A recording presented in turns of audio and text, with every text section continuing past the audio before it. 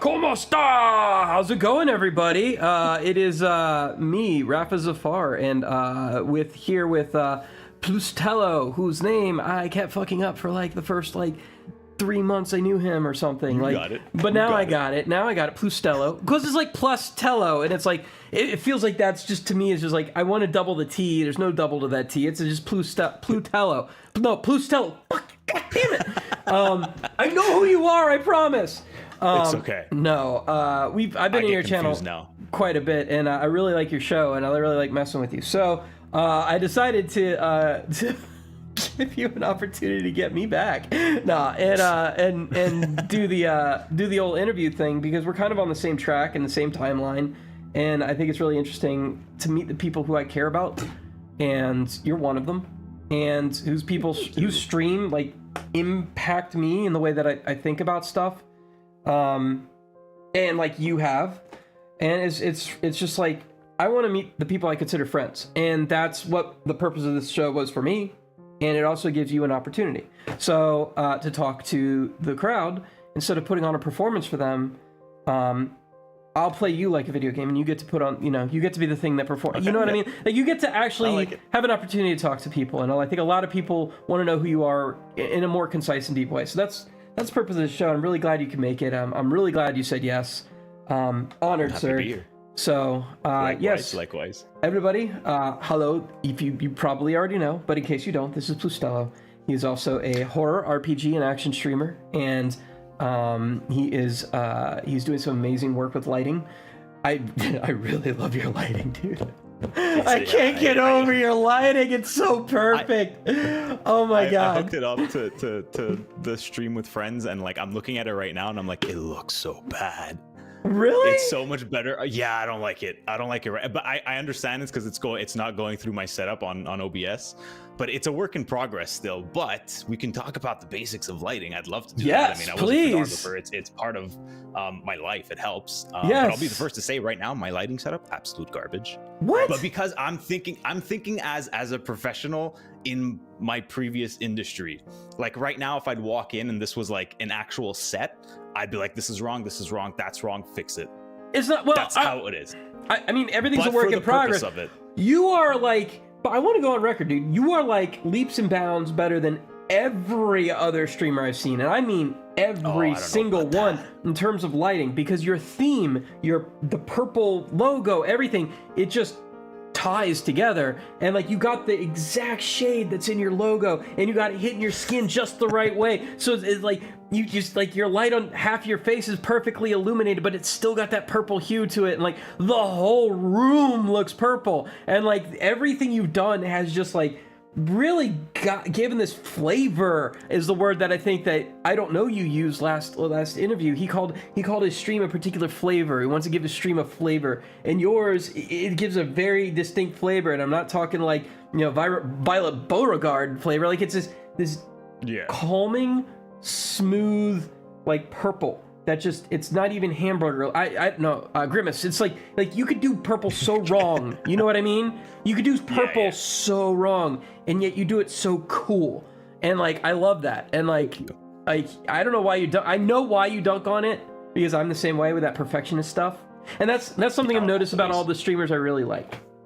They've got this perfectionist feel to them. Like things have got to get a little better. I gotta get a little better. I gotta level up. I gotta do better. I gotta do better. And like, I can see that quality in you. So talk about what's shitty with your lighting, then. Let's get it off your chest. Well, for start, the first thing is like, I think it's great. Like, okay, in a way, I think it's great that we all think that way to a certain degree. It's always great. It's the most important thing is to continue striving for success, continue to strive to better yourself. I know that I'm too much of a perfectionist, to the point where I want to get to that 100%, which I know doesn't exist. So that's why I've tried with my stream. I think I've been pretty good. Obviously, managing time and life and all that. I've still working on finding a balance, but I think that's the most important thing, is finding that perfect balance between perfection and this is good enough. And then that's your sweet spot. but for my lighting setup, the purple works because it's literally all I had set up at the beginning. When I first started streaming, I just have I have a Govee light right in front of me. That's the only thing I was using for lighting. So I was instantly just flooded purple. Like I was way more purple than this.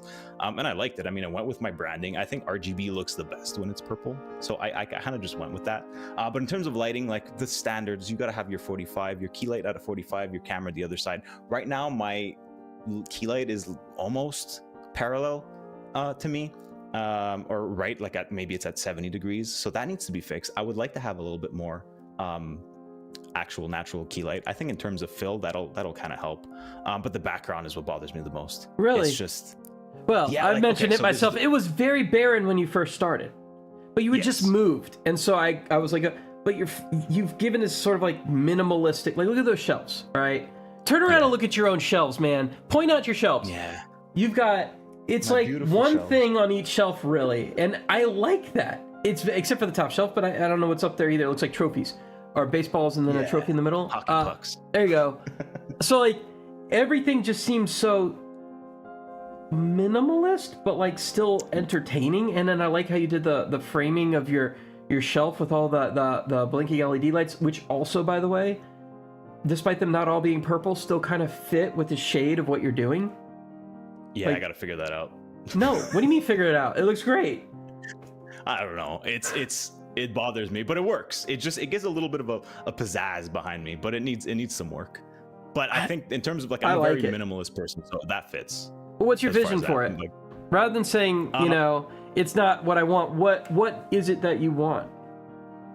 So in terms of the lighting, the LEDs is just finding a good color match. I still want movement in it. Yeah. But that's the work in progress. I just need to play with the app. I haven't had time to do it. But I need to actual setup lighting so you can actually see what's on the shelves. Like there's, you can't tell other than maybe like 2 items on there. Yeah. So that's what I got to set up. Fair. But other than that, it's finding cool things that fit in. Like I don't know, maybe other streamer merch will be cool. Like I know there was a thing right before the holidays where everyone was making custom Funko Pops, which you can actually order. Like if streamers would create those and offer that as a potential piece of merch, I'd love to have like a 3-head or a Rafa or a Mental or a Spoons Funko Pop up there. That'd be really cool. And it pays homage to like all the amazing streamers that I've met over the past like 3-4 months. But that'd be something cool. I'm still thinking about it. It's always a work in progress. Yeah, well, that's sort of where we're going there. I mean, you've got great branding, and like it's simple, it's minimalistic, it's also cool and edgy. It's got this very, I don't know, what made you go in that direction? How did you get there? Oof. I just random number generator. What looks cool? Oh, that was cool. No, you should pull up like a template, like a generic template. Like, how did you come up with the name Plustelo? How did you So I work in marketing, but like I'm terrible about branding myself. It took me weeks to figure out just a name, and I just wanted something that sounded cool, something that wasn't generic, something was concise, max like maybe 3 syllables, whatever it may be. So my wife was like, "Why don't you just throw all the animal names together and make a name that way?"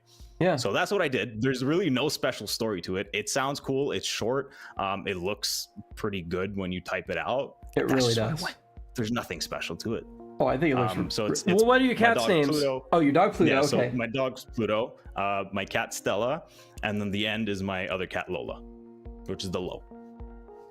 It's a great name. Like it's perfect. Like it just worked out, and like you knew it when you heard it. It doesn't matter where it came from. Like when you heard it, it's like these are the syllables that uniquely brand me. I mean, Google's kind of a dumb name when you think about it, but like it's unique and it's simple and it's just like the thing that like I think it's a great brand. I think it's great branding. I think you have great branding all around.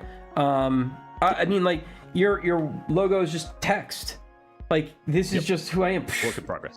Well, yeah, I mean, you could do a symbol brand if you want, or you could just make the P that. Like, there's a lot of things you like. I think it's just simple. You know, like this is my thing. It fits on a T-shirt. It's very gender neutral, I guess you could call it. It's like anybody could rock this. And I think you've done great with branding. I think you've done great with style. And then you've got this velvety fucking voice. Like you've got a radio producer voice, but like an NPR radio, like the delicious ditch. Oh yes, my sweaty balls. Like you've got that feel to your voice, and like you nailed it. Thank you. I mean, like, how much effort did you put into that? Like, you are, like, here's the things, like, look at your microphone. Like, you've got a very good setup here. Like, the microphone's right in front of you. It's not, like me, I'm always fucking with my mic. It gets in my nerves. Like, you are not, sorry about the cursing, I don't know if you care, but like, no, if, I like, do not. If you, like, it's like my mic is right here, and like, you can't see it. I don't know why it's invisible that well. I mean, good job, NVIDIA broadcast. But it's like, it's always in my way a little bit, and like yours is just like right there where it's supposed to be, right in your mouth. Never, like, you did it, everything seems so precisely set up. Even your hair, every hair is in place.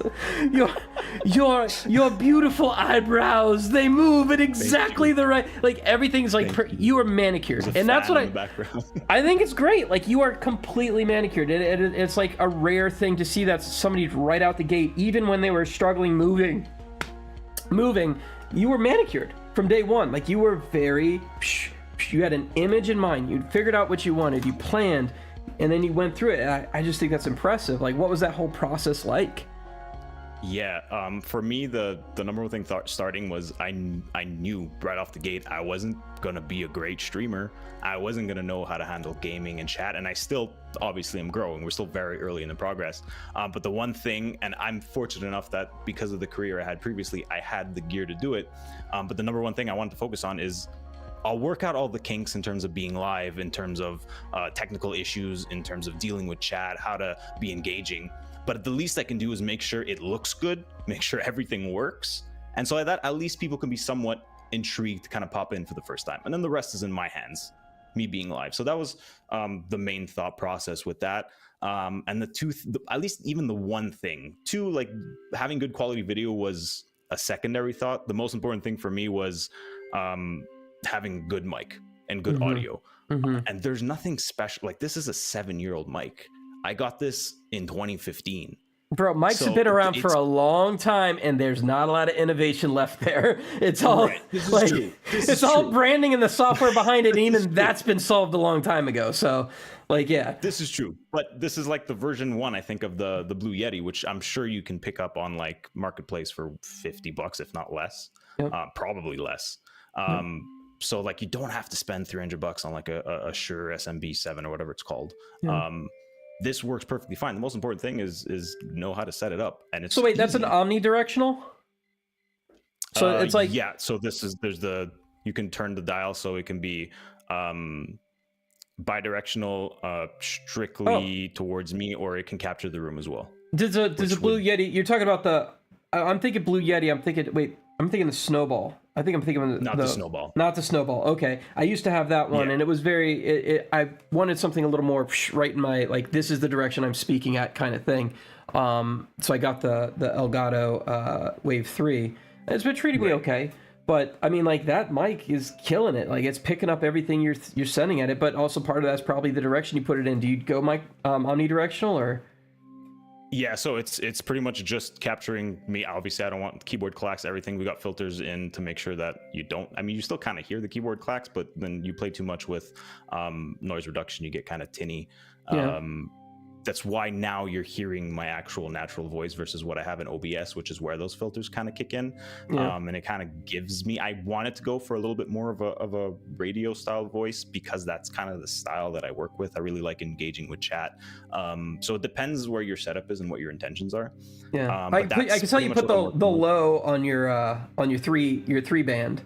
You put the low up a little bit higher on over your mids than I think like you have right now. Yeah. So that gives you that deep, velvety, rich, sound that. What are your actually, like? Can you go through your filters on that? Is that something you can pull up and say what I'm doing? Yeah, I can tell you exactly. I will tell you, like, I've done video. Get your notepads out, guys. He's got some ideas. Audio, right? I'll tell you this: audio is my weakest link. Always has always been my weakest link. But YouTube, man. That's all you need. Let me open up. I'll tell you exactly what there is, but literally just opening up. Let me get this out of the way. If you open up a YouTube and just how to set up your mic filters through OBS or Slobs, whichever one you have, that works. SLOBS, whatever you want to call it. But I'll tell you my filters. I call it Slobs. I mean, it's literally it's Streamlabs OBS slobs. It's literally spelled slobs. Exactly. And then when I learned about some of the stuff they were doing with the OBS folks messing with them, I was like, I'm just slobs is fine. I'll just call them slobs. They did some shady things. It sounds like, but. Oh, did they? See, Oh, I'm yeah. so out of tune with it. I'm just like, it works. So. Yeah, They I found pretty this much out. stole I decided OBS I was right going to in- switch to OBS, and then I found out all the bad stuff about slobs and what they had done. So Okay. it wasn't. Yeah, they did some screwed up stuff. So I've got super simple. The 4 main ones. You got the noise suppression, so you don't hear what's behind me. I mean, most of the time I'm in a closed room, but again, it's mostly for the keyboard clacks. The compressor. So this is in order, right? You have to go top down, right? When you put your filters in on OBS, you want to go the filter process. I know this for fact.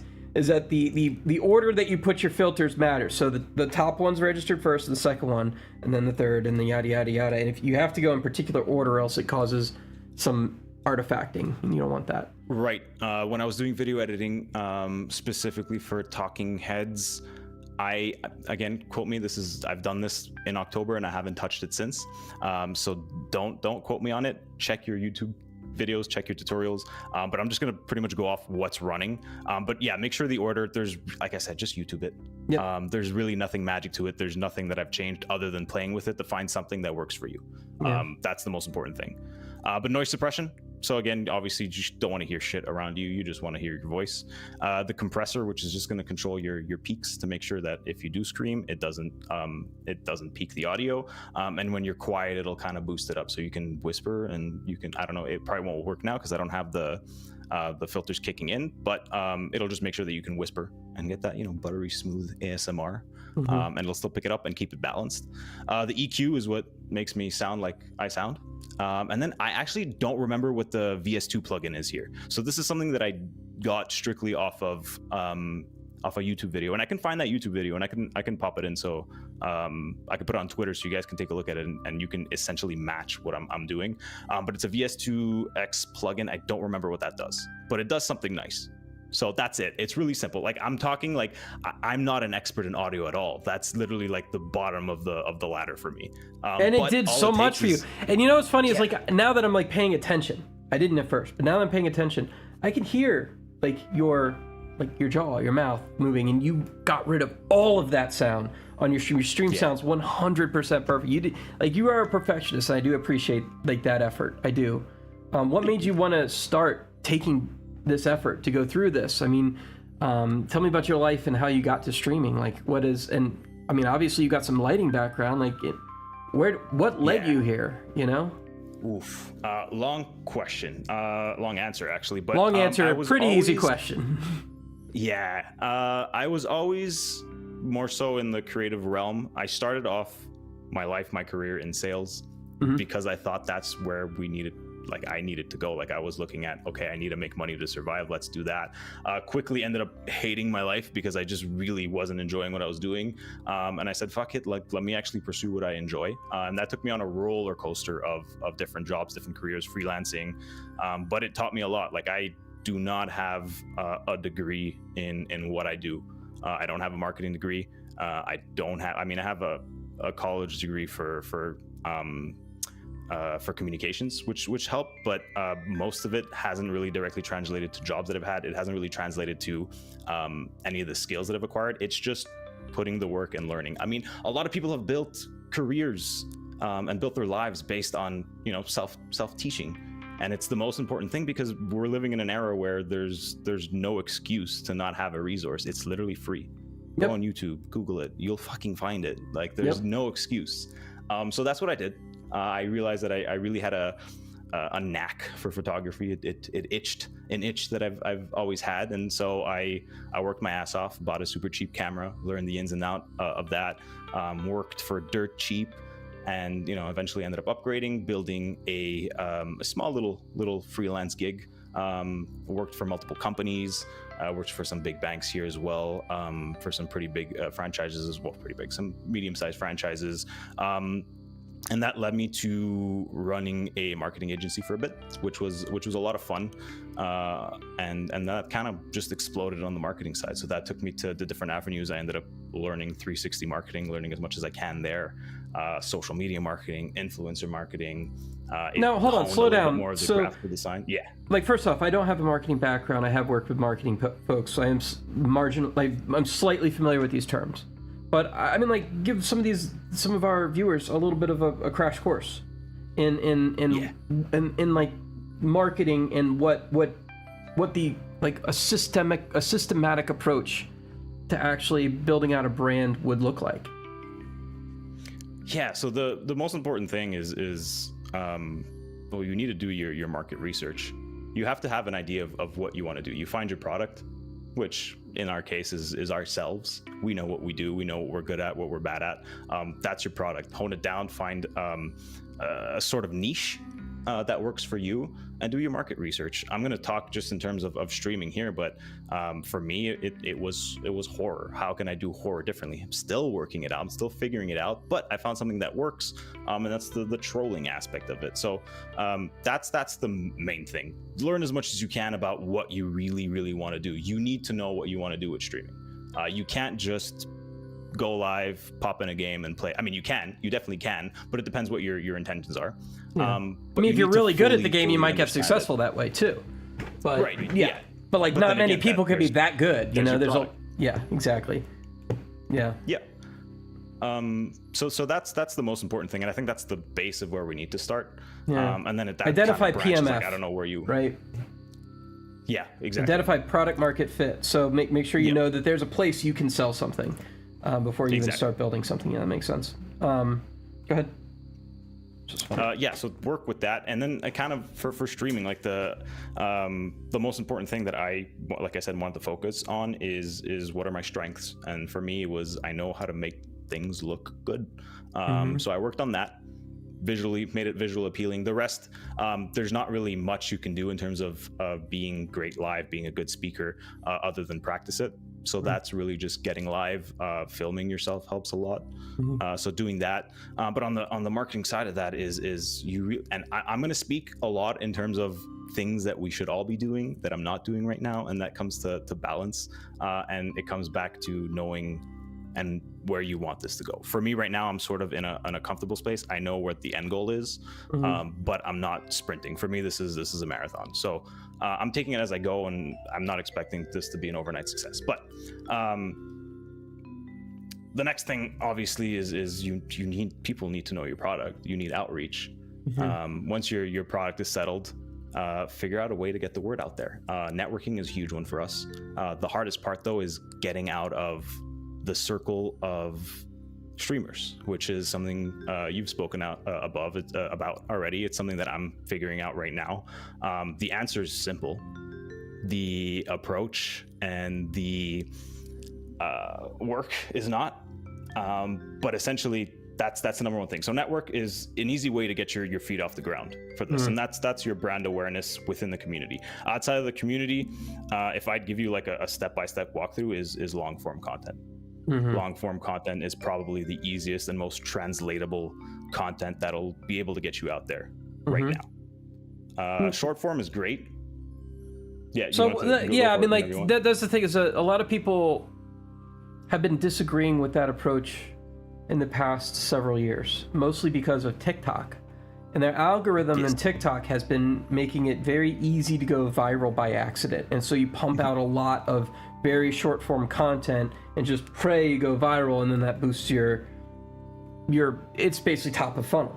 So you have, in marketing, you have this funnel. It's basically, how do you get your lead generation, and how do you filter that down into actual conversion, which means you're actually selling something. And the point of Twitch is to be somewhere in the middle of that funnel. And then you'd have your things like TikTok, which will actually go down to Twitch, and then from Twitch you actually want to convert to subscribers, which is the actual conversion.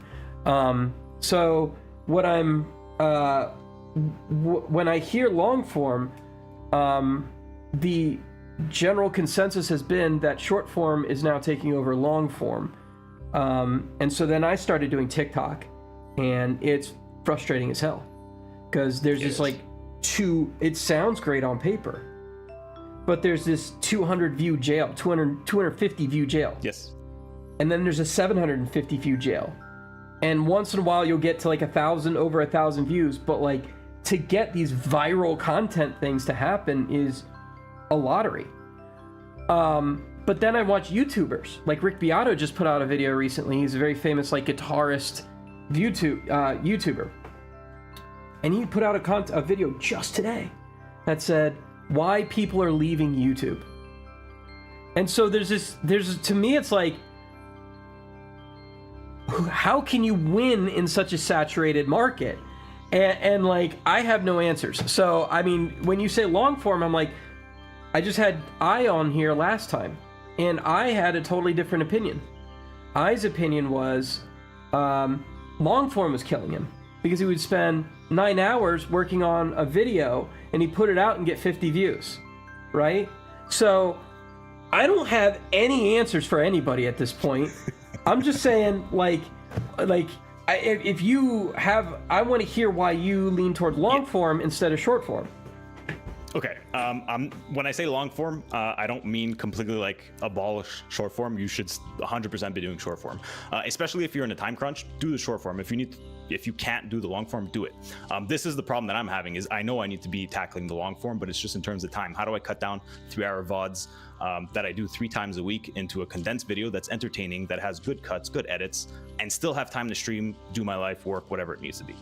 That's the biggest issue. The reason why I think it's important is and I said this before, it's just I think it's the most translatable content because it's long form. A stream is long form. You don't want someone to come in for 60 seconds, say hi, and then dip out of your stream.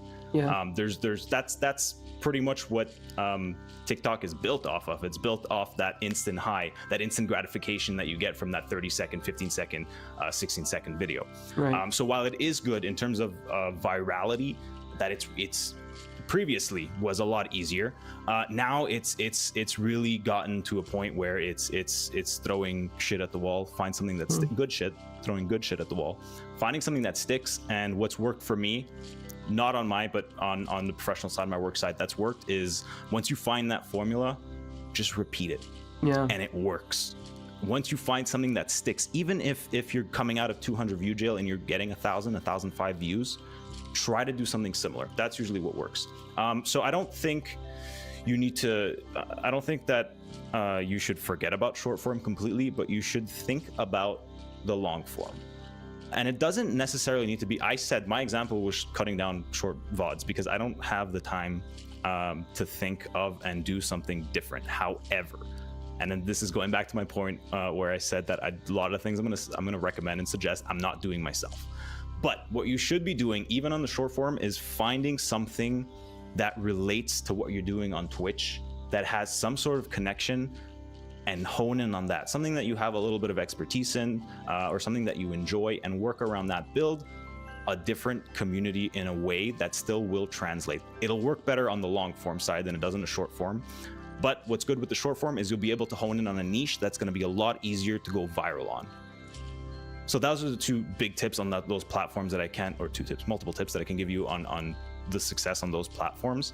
Right. But again, TikTok's, YouTube Shorts, I can't even speak for. I feel like the algorithm is so random that I haven't had an opportunity to even professionally, we talk about it all the time, and we're like, I don't know. Just put what we're doing on TikTok, obviously without the TikTok branding, and then find out something that works. But for TikTok, what's worked is make good quality content that you can actually push out regularly and consistently. Consistently is the most important word there. Mm-hmm. So throw good shit at the wall, keep throwing it. Mm-hmm. Once a day is fine. I know some people preach 3 times a day or whatever it is. Once a day, even once every second day. Don't burn yourself out.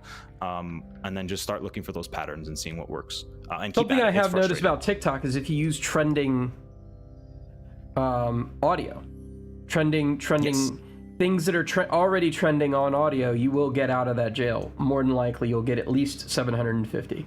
But they want you to use the trending stuff, trending filters, trending anything that's already trending on their system. And I don't know why. I don't know why that's the case, but that is the case from what I can see. Anything already trending on TikTok, it will bump you. One of the things I'm actually surprised about is as far as like engagement and user viewer acquisition. I just dipped my toe in Instagram, and it's kind of like halfway between YouTube and it's at this point it's halfway between YouTube and TikTok, in that you can produce a lot of short form content on Instagram Reels, and you will get higher user acquisition with more likely high quality comments. But you can't do it as frequently, meaning that it doesn't seem like it's something you want to do every day. You want to let it ruminate a little bit. And I find that it to be an interesting middle ground. That might be actually more ideal for me. So I'm not even sure. But it is interesting, this battle between the long form and short form content.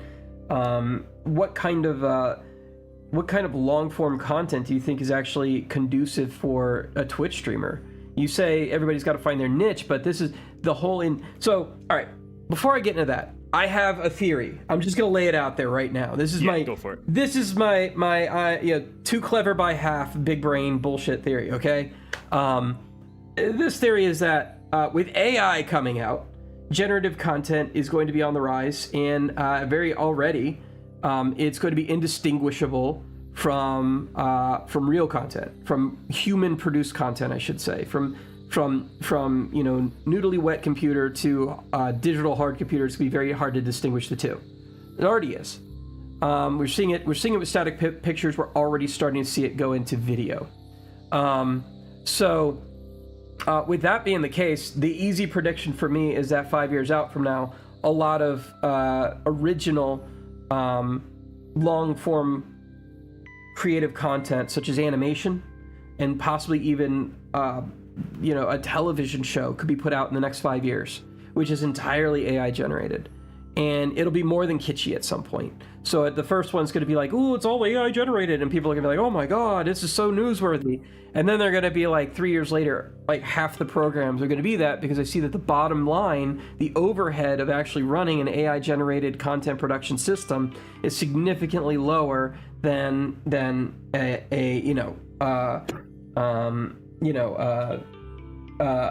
human, a blood and bone system. So we should just call them B&B system, huh? So we're gonna have this sort of competition going out there. So with that in mind, a lot of the long form content is factual. Entertainment that requires like instant feedback and instant gratification from a person is actually really good. You could see plays, you can go to a rock concert, and that's gonna, to me, be the human element that I think people will still want to crave, and that would be the best place to kind of get it, because more than half of the stuff that's on Netflix is on Disney. They're going to start integrating this material in the next 10 years. So my big bet is that Twitch is kind of the best place to start looking at keeping human element involved in the conversation. Part of the reason that Twitch, I think, is more active, we talk about this dopamine loop that TikTok has. Part of the reason I think that Twitch is more active is because it's interactive.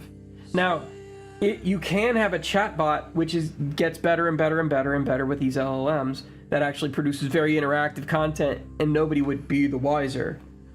But once they are the wiser, I think that loses the entire appeal. Like, you know what I mean? Maybe there will be a few. But for the most part, I think like the entire appeal of Twitch and content like it is that you have the hope of this blood and bone person meeting you someday and hugging you, or signing your favorite helmet, or, you know what I mean? And like this kind of thing is important. And like, you can't go to a con and meet an AI, it won't be any different than meeting them here. So this is where I'm like, this is the place to be if you're trying to stay in the conversation as a human being. There's a reason I brought that up. The long form content, the short form content is also susceptible to that sort of threat, right? What do you see as... Oh, I know what. There's actually a better reason I brought that up. The dopamine feedback loop on TikTok. Sorry, I lost my own place and I tried to get it back and I fucked up. The dopamine feedback loop on TikTok, okay? The dopamine feedback loop on TikTok has been the scrolling. Boom, boom, boom, boom, seeing a ton of videos, right? A lot of that's been operating under the notion that these are like real, right? These are people. These are human beings that are getting famous off this. Hey, look at my TikTok, blah blah blah. Okay, let me tell you some dumb thing for about 30 seconds. Okay, let's go to the next video, right? Like, also don't forget to like and subscribe. Like, that is the TikTok model. That's also the Instagram Reel model. Now it's the YouTube Shorts model. It's not kicking off on Twitch at all. They have that.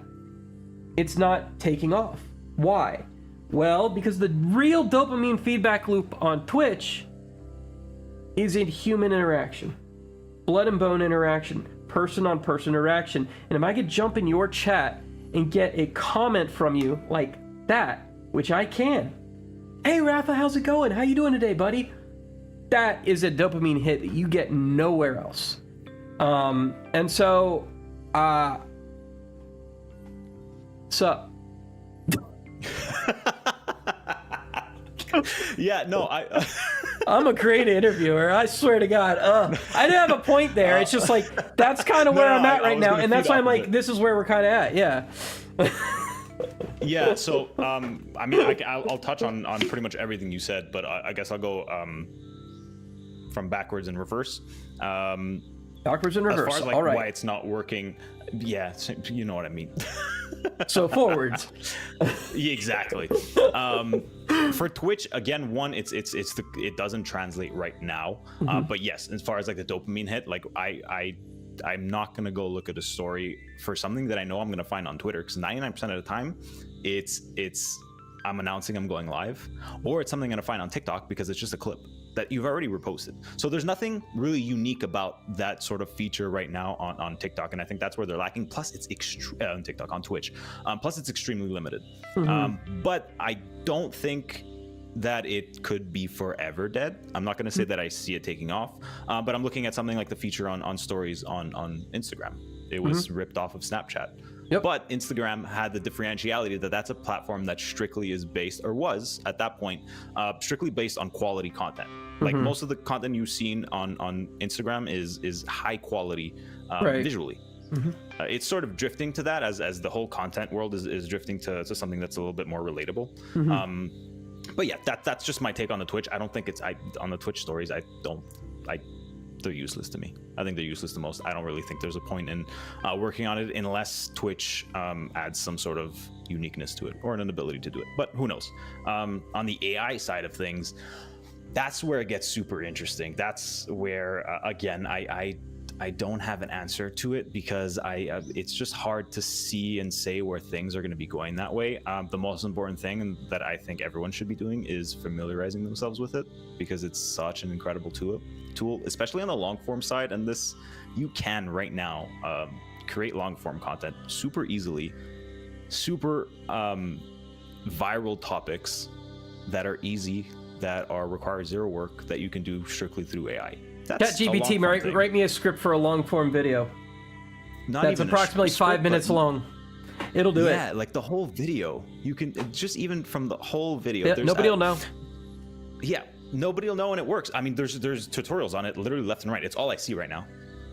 On my For You page on recommended, I see like AI generate this and AI does this. So you can do it. It'll work on maybe making you successful on the YouTube platform, but is it going to really translate to your Twitch? No. That's why I think in terms of long form right now, AI aside, you can definitely use it to guide you in the right direction. There needs to be something a bit more personal. So I think it's interesting you keep that human touch. You keep bundling Twitch under live form. And I think the distinction I'm trying to make here that I didn't realize until just now is that it's not. It's live form. Yes.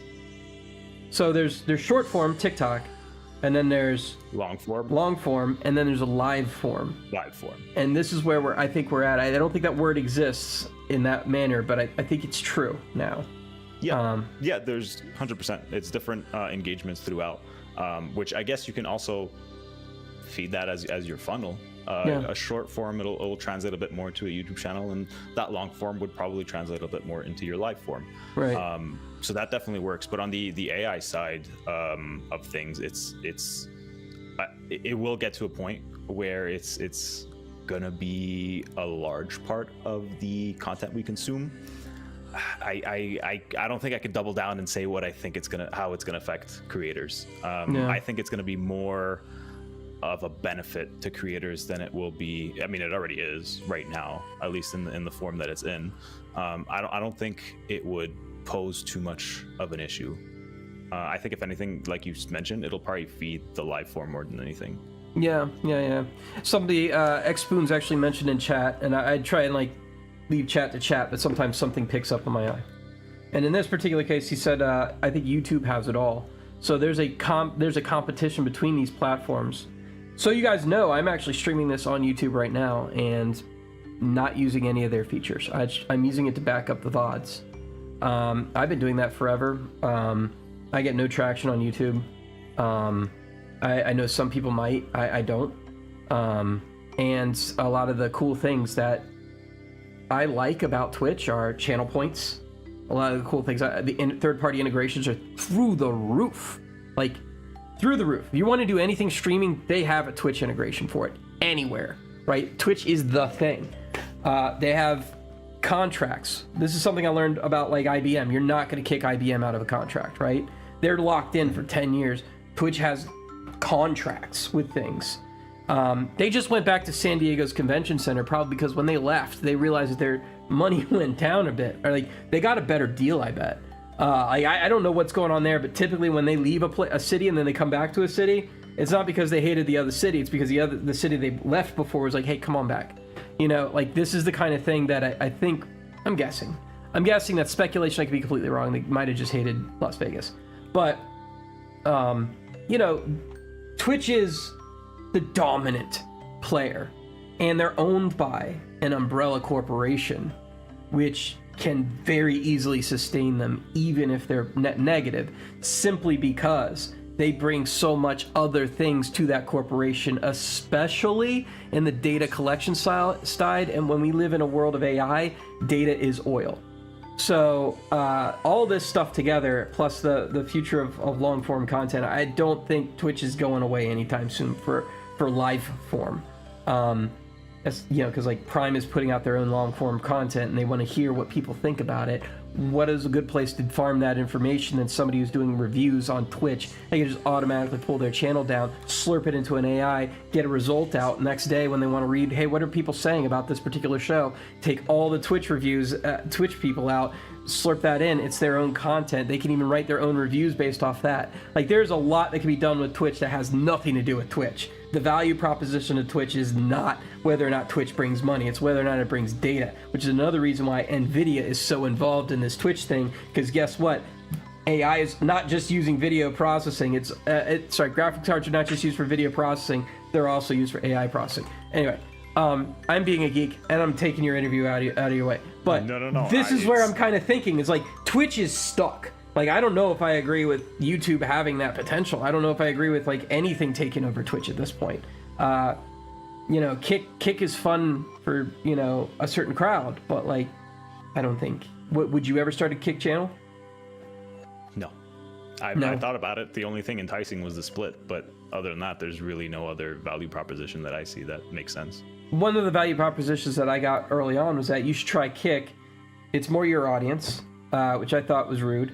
And then it's also like I heard Kick, you'll get better traction faster there, meaning that I wouldn't actually have like I wouldn't be as saturated. So right now there's a problem with Twitch.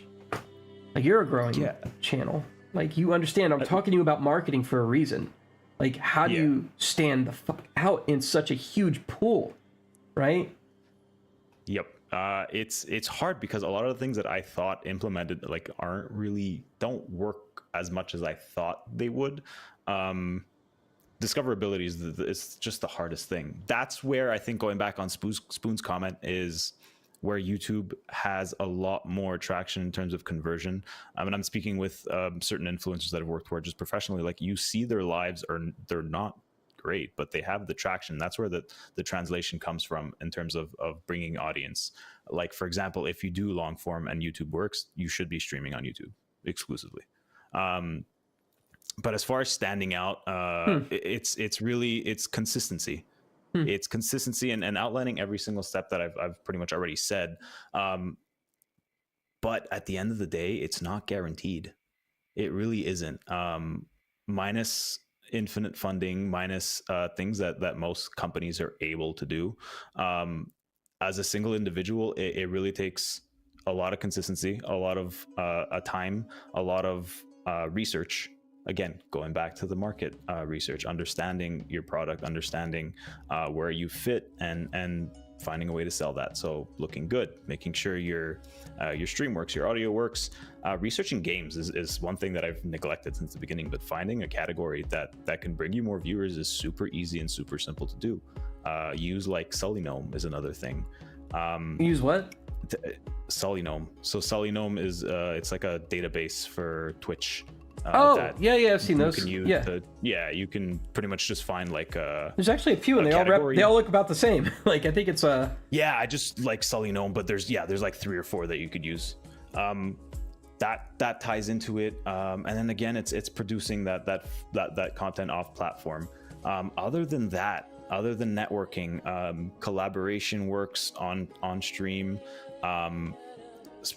There's really, as far as I've explored right now, those are the key factors.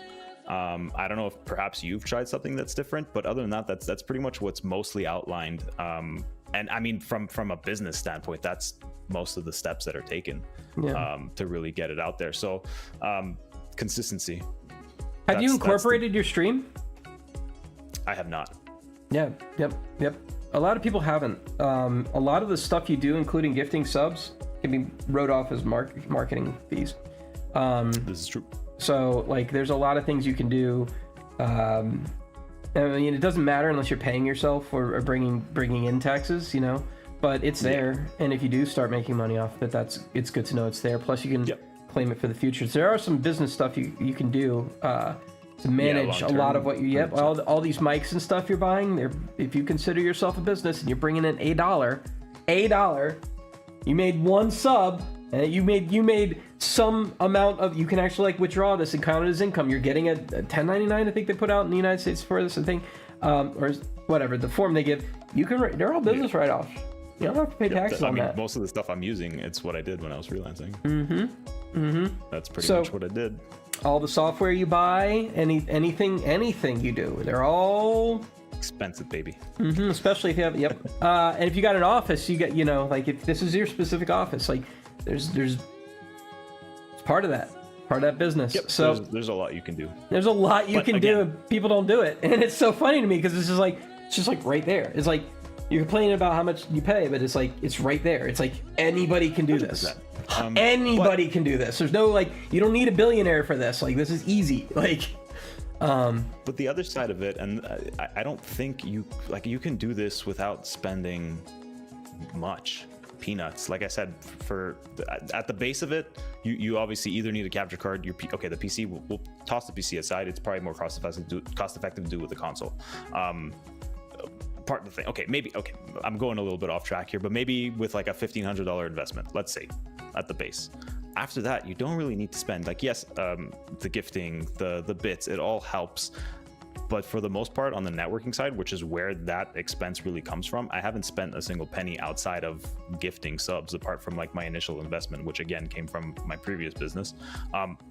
The most, at least even for me, like when people come to my channel, I don't expect them to drop subs. I don't expect them to drop the bits. The subs help obviously grow the channel, but for me, their time is the most important thing. I'm gonna notice someone just as much as someone who dropped 100 subs versus someone who's been there day in and day out. Like I could name a few, like Blood Rose, Red Steel Zach is always there, Jules is there a lot. They don't need to drop subs in my channel like that, and we're going just in the cost effect. So like forget about like even incorporating and things like that. You can still do this without spending a pretty penny. Yeah, I kind of learned this the hard way. Subs are not. There's no ROI in it, but I wasn't doing it. I mean, for people who know, I dropped a lot this Christmas on help. I mean, on helping a lot of streams have quality numbers. And I will say this: their view count went up. Every single person who I did this to, their view count went up. I'd say probably about 33%. If I dropped Big Bomb, they did really well. I could see it. I look at the numbers. I'm watching what everybody's doing. I was in front of my desk every single day, morning and night, jumping in channels, trying to figure out, and I was helping them. But as far as I was going, I think it just increased my follower count, and then I wouldn't have people pop in. So it wasn't very self-serving, but it felt really good to be able to help that many people get 100%. Yeah, I mean, like it I don't know. I've never made that many people cry of happiness in my life. It was fucking cool. Yeah, that's the one. Like for me, every penny that I've made from this, I've kind of just poured back into other channels. Yeah, and it's nice, but it's also so many people right now in the community deserve it. Like they're putting out great content. Yep. They're really good at what they do. They really are. And that's frustrating to me. I'm not gonna lie. It's actually incredibly frustrating to me. Sorry, I'm having a bit of a UI problem. I just noticed. No worries. So it's very frustrating to me to look at all these people who I think are phenomenal streamers, and some of them are just average streamers who can just are very close to being very better. You know what I mean? Like they're actually doing really good work. Huh. All right, I'll have to figure that out later. They're actually doing really good work, and they're in the low fives. It's the content game. That's what it is. 99.9% of us drives me crazy. Gonna be It drives me absolutely crazy because I mean, like, there's no way to get them up. I tried. I believe you. I really tried. I don't know what makes it work and what makes it not work, but some folks are really good, but nobody wants to even say hi. And it just breaks my goddamn heart. And then meanwhile, I do see some people I'm just calling them, how? You know what I mean? But like, I don't want to be rude, like, just like, how? And I guess that is a rude thing to say. I'm not supposed to be like that, but like, you know, there's got to be a couple people. Like, you know what I mean? Well, it'll always call that. Like, you'll find someone who has incredible stream, better than maybe someone who's made it in the streaming world. But that's just how it is. Just how it is. You can tie that. Like, I'd really love to go back and analyze a bit deeper on that case, which is something that I should be doing. But yeah, I'm sure you can tie it down to a certain piece of viral content. It could be from an unexpected raid. People get huge raids every day. That's true. That could bring in extra viewers. There's so many factors, but it happens, which is why consistency is the most important thing. You need to be prepared, because at least now, how I'm set up on my side of the stream, if that big raid bomb comes and there's 6,000 people in my stream, I'll feel somewhat ready. Yeah. It'll be nerve-wracking as fuck, but I'm sure I'll get a couple hundred followers, I think. Yeah. And then it goes from there. So preparation is I always forget this fucking thing. Preparation is the something of something. So Google it, you'll find it. But I know what you're talking about, and but it's I don't know. It's heartbreaking too, because I know they're putting just as much effort in as me, and I know I don't know. I could not make it too. I have no idea. I'm working. You're working. We're all working.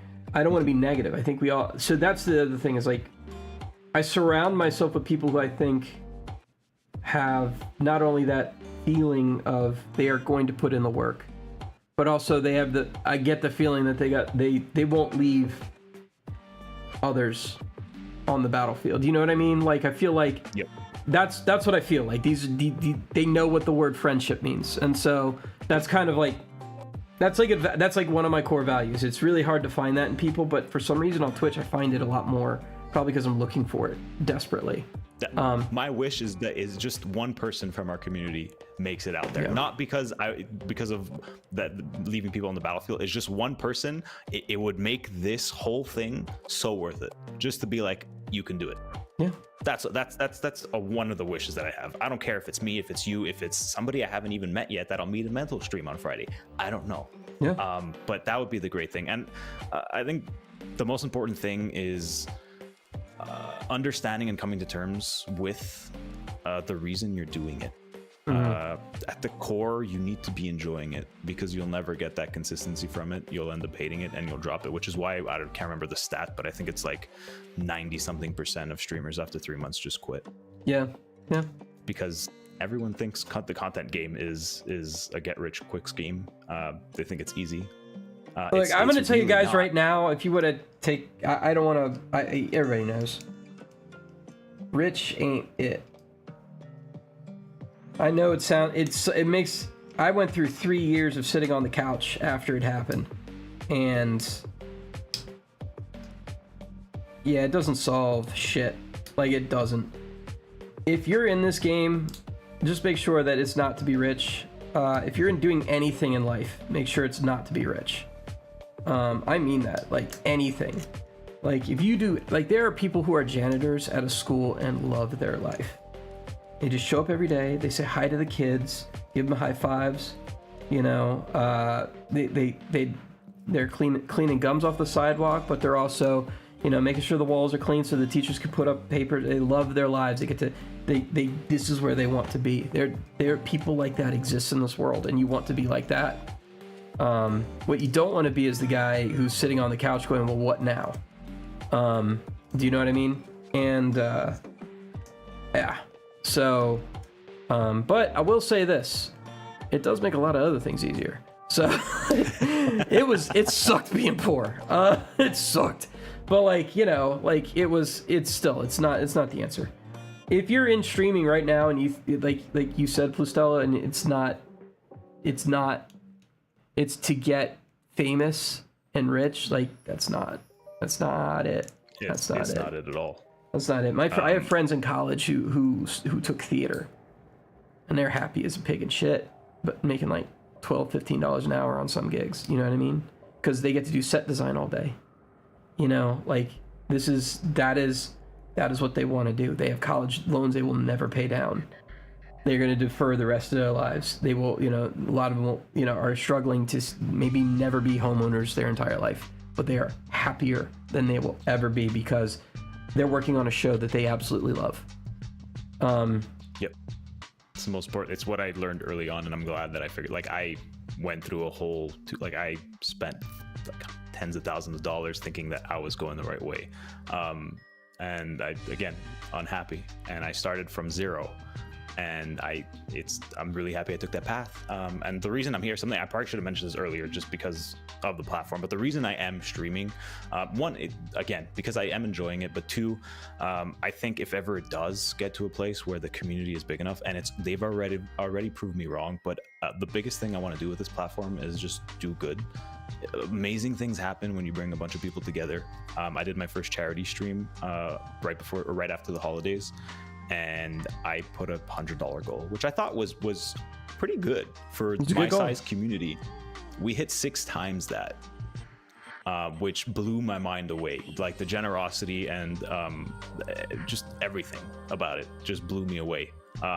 Where I just sat there for a bit after, and I just started thinking, what can we do a year from now, even with double the size of community?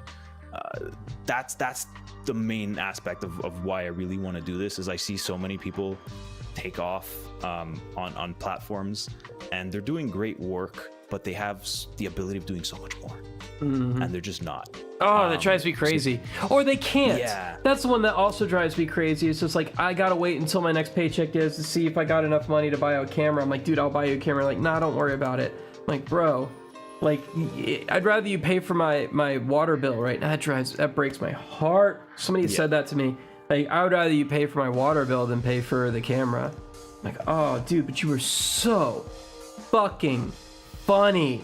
Like, you are so funny. I want to give you money. Like, I want you to be bigger. They can't. And, sorry. Anyway. No worries. I feel it 100%. It's. I mean, I wish there was another. In my mind, it's like small barrier to entry. Like, put in a few extra hours to go do this. It's like, no, this is not where they value themselves. And it's like, but you are so funny, and you know it. Anyway, tangents. Yep, I feel you. Yeah. So what you? Yeah, go for it. Go ahead. No, all you. You go for it. I was gonna riff off completely off track, but you had something to. No, I was gonna Steer me. riff off track too. I was gonna talk about what video games you like to play when you're not playing, Okay, when you're we not can go that streaming. way. Because like you picked We your can brighten games up based the off of. trajectory. I mean, clearly you like the horror games. Like you're not struggling. You like doing them, right? And you like the jump scares. Too much. So the fact the fact you don't like it is kind of like the thing that makes your stream actually interesting. Oh no, I do love them. I love them. Oh, well, you paused pretty hard there. I paused because I'm struggling. Like Chaos Strix doesn't do it for me anymore. But you turned off I turned it off because I'm like, maybe if I turn it off for a bit, it'll kind of reinvigorate that jump scare factor. But like now they're popping up, and I'm like, oh, you got me. But like, are you faking now? Like, you told me you don't fake. I'm not faking. No, I don't fake. It's just I don't have, like, you'll see a couple of jump scares where I'm launching myself off the chair. Yeah. Almost. But now it's like I gotta, like, they'll still get me. Like I'm not expecting it, but the reaction is just like, oh, okay, another jump scare. Oh, okay. Like it lost that novelty where Madison reinvigorated that. Like I will say, Madison fucking drove me nuts with the puzzles, but the jump scares in that game are so well thought out and so well done. That's what I'm dying for games like that. And I'm having trouble finding them. Like I played Choo Choo Charles yesterday. I thought it was a chill game. It's supposed to be a horror game. I was enjoying just taking my train around town. I wanted it to chase me. That's what I'm missing with horror games. And I don't know if it's just because of age. Like they used to obviously be scarier when I was a kid. Your like, amygdala is desensitized, bro. Like you've like literally that's what happens. It's like when you do something too much, it stops being fun anymore, you know? That's why I don't use a belt around my neck. Never mind. But the I survived. Anyway. Amazing. Anyway, so no, but like literally, it's like one of those things you can get desensitized from stuff, and like this is probably what happens with the horror genre and the anything that triggers the amygdala is really difficult once you start doing it a lot. And it's like horror fans have just been watching all the horror movies, and they sit there and they look at other people when they get jump scared. Yep. From those horror movies, even ones they haven't seen, and they're laughing at their friends, and that's now why they like the horror movies. But they're not getting jump scared, even though they love the horror movies. You know that 8-year-old loved that, got jump scared. Yeah. Like, you know that. And the way they conquered the fear is going out and watching more, and now they don't get scared as much anymore. And it's just like, or maybe it's a different kind of high. I'm not sure. But it's definitely something that triggers something, and it does get desensitized. So... yeah, it's like right now I'm in the process of thinking like what's next after that. I still want to stick to the horror because I enjoy it. It's fun. The one person that comes to mind is John Wolf, who's a YouTuber, and he's literally built on like stone-faced playing horror games and just being sarcastic. And there's no jump scares. Like it's rare he gets scares, but he does it so well. But obviously I wouldn't want to mimic that. I don't think that's also in my personality. Like I'm a little louder, like I would like to, especially when playing the games, like just to sit there like stone cold. I don't think I'd be able to do that. But anyways, there's just, I'm in that process now of like, where do I take the horror games next? Or is there something new, something maybe AI can help? I don't know. Fucking scare me. Yeah. That's where I'm at. Yeah. Yeah. And this is kind of something I'm struggling with too. And I think a lot of people have heard me verbally struggle with this. Like my voice can't do 2 to 3 karaoke streams a week. And when people come into my channel and they go, oh, I thought you were doing karaoke tonight, and then they leave, like that breaks my heart. But like, I also have to like, I don't know. Anyway, I think that's just why a lot of people become variety streamers eventually. I started out as a Souls guy, but then I realized I'd already played all the Souls games and I didn't really feel like playing them again because I played them all 3 times already. I've still loved Souls games, but it's kind of like I'm waiting for something new, and then it's like this huge gap where it's just like, what am I gonna play now? And I gotta play all these other games in the middle, which I'm not really as strong on, and it makes it difficult, these little lull periods. It was great to find the Kermit karaoke, thank you, Jules. But it's, I feel you. I know where you were at. It's. I think this is kind of the trajectory. This is why we're also kind of on a similar trajectory. You know what I mean? Now Gracker's in channel, and this dude just played marbles all the time, and his channel's blowing up. You could do that too. No, but he does. I don't know. Like so that's what I wanted to do before we started, and like I started stream like, yeah, we're gonna do marbles. 2 people. I was like, fuck. Okay, wait. Well, let me go do Power Wash Simulator, and then thank God we got a raid from Monkey Funk. But I think you need, at least for something like that, you need a community. Like you need to actively have like 10, 15 like off the rip to be able to do something like that. So 100% you can, but I'm not there yet. Like I start off very slow. I need something that is super engaging, that doesn't require a lot of community engagement off the bat. And horror has been working for that. Like people jump in, they see the horror game, they know usually where that leads. They jump in. I advertise a lot that I use chaos tricks or crowd control, things like that. So there's the engagement right off the bat, off the title, off the tweet, and that's what draws people in. And that's what usually keeps them, because for me, I love trolling streamers. It's the fun part of it. It's easy engagement, and it's fun at the same time. It invokes a reaction. It could start a conversation. You keep them on edge. So that's what's worked for me. A year down the line, I don't know. Maybe I won't be doing horror games after all. I'm just trying to work with the now, but it's tough. I feel when you're not streaming, what do you play? I'm when I say variety streamer, like I'm also very much a variety gamer, minus a couple of genres, but I'll play almost anything. I'm a big trophy hunter as well on PlayStation, so I'll play games that I've never heard of, but have a good following and they have a good trophy list. Like I'll play games just to try them out that way, and I get the most out of my games too. So horror is still one of my favorite genres, but I do enjoy like sim racing, something I'd love to stream. I don't think it would really work with the community, but that's something I'd love to do. NASCAR's kind of boring, bro. Like I don't know, like F1, to me, man, no F1. So the Daily Phil is I don't know you's favorite streamer. He does driving games all the time. His numbers are about 6 viewers. He's been doing it for a while. Yeah. So it's like, and most people are just there to chat. I think it's hard to watch racing games. I don't know, unless it's like Mario Kart, where it's like zany. You could do like that. Like I know that Disney one worked really well. People really like that Disney racing game. Actually, you'd probably do very well in that category. I think you'd hit that target audience very well. For which game, sorry? There's a Disney Mario Kart clone that got very popular. Really? Yeah. And I suck at Mario Kart. Even better. Like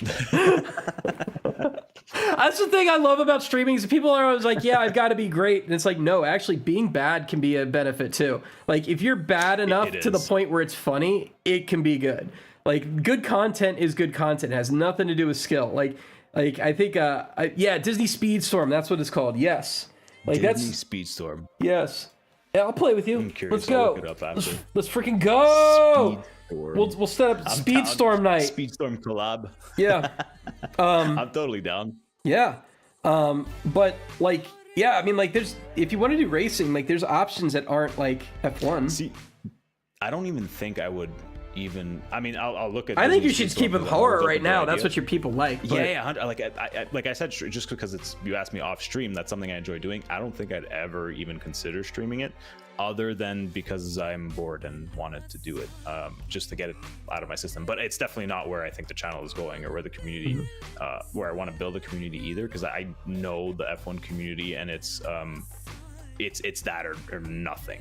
I think I could be speaking wrong there, but from what I've it's gonna be like the global positioning of where that community would go, whereas this we can kind of drift off a bit. Like it'll surround obviously the horror gaming, but I think we're pretty diverse in terms of where we can riff off to in terms of gaming. Yeah. I saw a guy who had a channel that did nothing but flight simulators, but he did it in real time. So he would fly in a simulator from New York to LA, and it would just be 4 hours of him nothing. That's good stream content though. It's interesting. Is it like, well, in a way, I mean, there were a lot of people in that channel, but I'm just like, What am I? This is like watching paint grow. It's insane. But was he interactive with chat? Yeah, he was very interactive with chat. That's it. Yeah, it's true. If you build that, you can pretty much throw, and like that's something that I like. I mean, most of us, I think, really just want an active chat. But once the chat is going, it's really hard to concentrate with what's on screen. So if you're an autopilot, screw it. That's very true. It's background noise. That's super true. And I actually noticed that problem too with the karaoke. My chat engagement sucks. Like, because I can't sing, I can't chat with you while I'm singing for 5 dang minutes straight.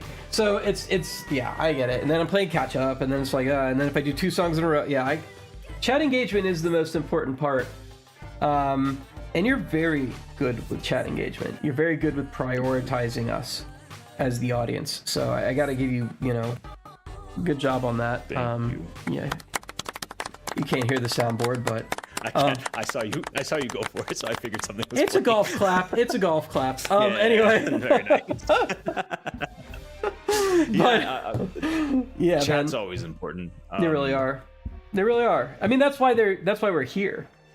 But I wonder if I've lost a viewership because of it. I don't know if you've. I know. Not so much in our community, but. No, but just in terms of engaging with someone, like I know a lot of streamers outside of our community, but I know a lot of streamers that don't even have like follow notifications on or alerts, and they're not big, but it's just because they want to retain that sort of comfort for people who want to hop in and just want to have you on in the background. I know probably is not so much an issue now because we're very, very tight-knit in terms of a community, and we all kind of want the same thing, but I wonder for games that have popped up on the live views if I've lost viewership because of that. Because you have chat engagement? It's chat engagement in terms of if somebody pops in and, for example, follows. I've had like a couple of streams where I've had quite a few follows pop in, just because somehow the live views worked. If I was on would have recommended whatever it might be, people would follow and I get 0 chatting from it. And then I've had them unfollow, not right away, but I've had them unfollow. And I wonder if it's just because they want that anonymity to be able to hop into, because I did before I started streaming. That's how I watched streams. Never chatted, never really wanted any sort of communication with the streamer. I just wanted to work and have this on in the background because their voice is great. They're funny occasionally. And it's just good entertainment. Yeah. Don't worry about it. I don't think it's as big of a deal right now. Yeah, don't worry about it. It's in the back of my mind. I'm starting to realize maybe the people who are chatting with me, the reason I think that most of the followers I have are streamers might not be true. How would I know? I don't know who's following me. Is there a way to find that out? Like, Wisebot. Okay, I gotta check that out then. Are they streamers? Is the question now? How often do the people who follow me stream? And maybe it's just the people who chat tend to be streamers, and that might be the way it is. And maybe I've been looking at it all wrong. Possibly. I've from the people that I know that have been in my chat that aren't streamers, there's maybe a handful, probably less than a handful, that are consistently in chat. But everyone else was a one-shot that I know that didn't stream. They'll follow, they'll chat for that stream, never see or hear from them again. Still following. I mean, from what I know. I've only had Wisebot for a bit. But it's hard to break out of this little bubble. Because it works. It does. Works for the growth we're in. Yes. It's just like, it's not sustainable either. I burnt out from networking. Yes. And I already know who my friends are. I don't want to be that kind of like knob that says I'm not willing to make more friends, but like a human being, they've done studies on this, can only know about 100 people.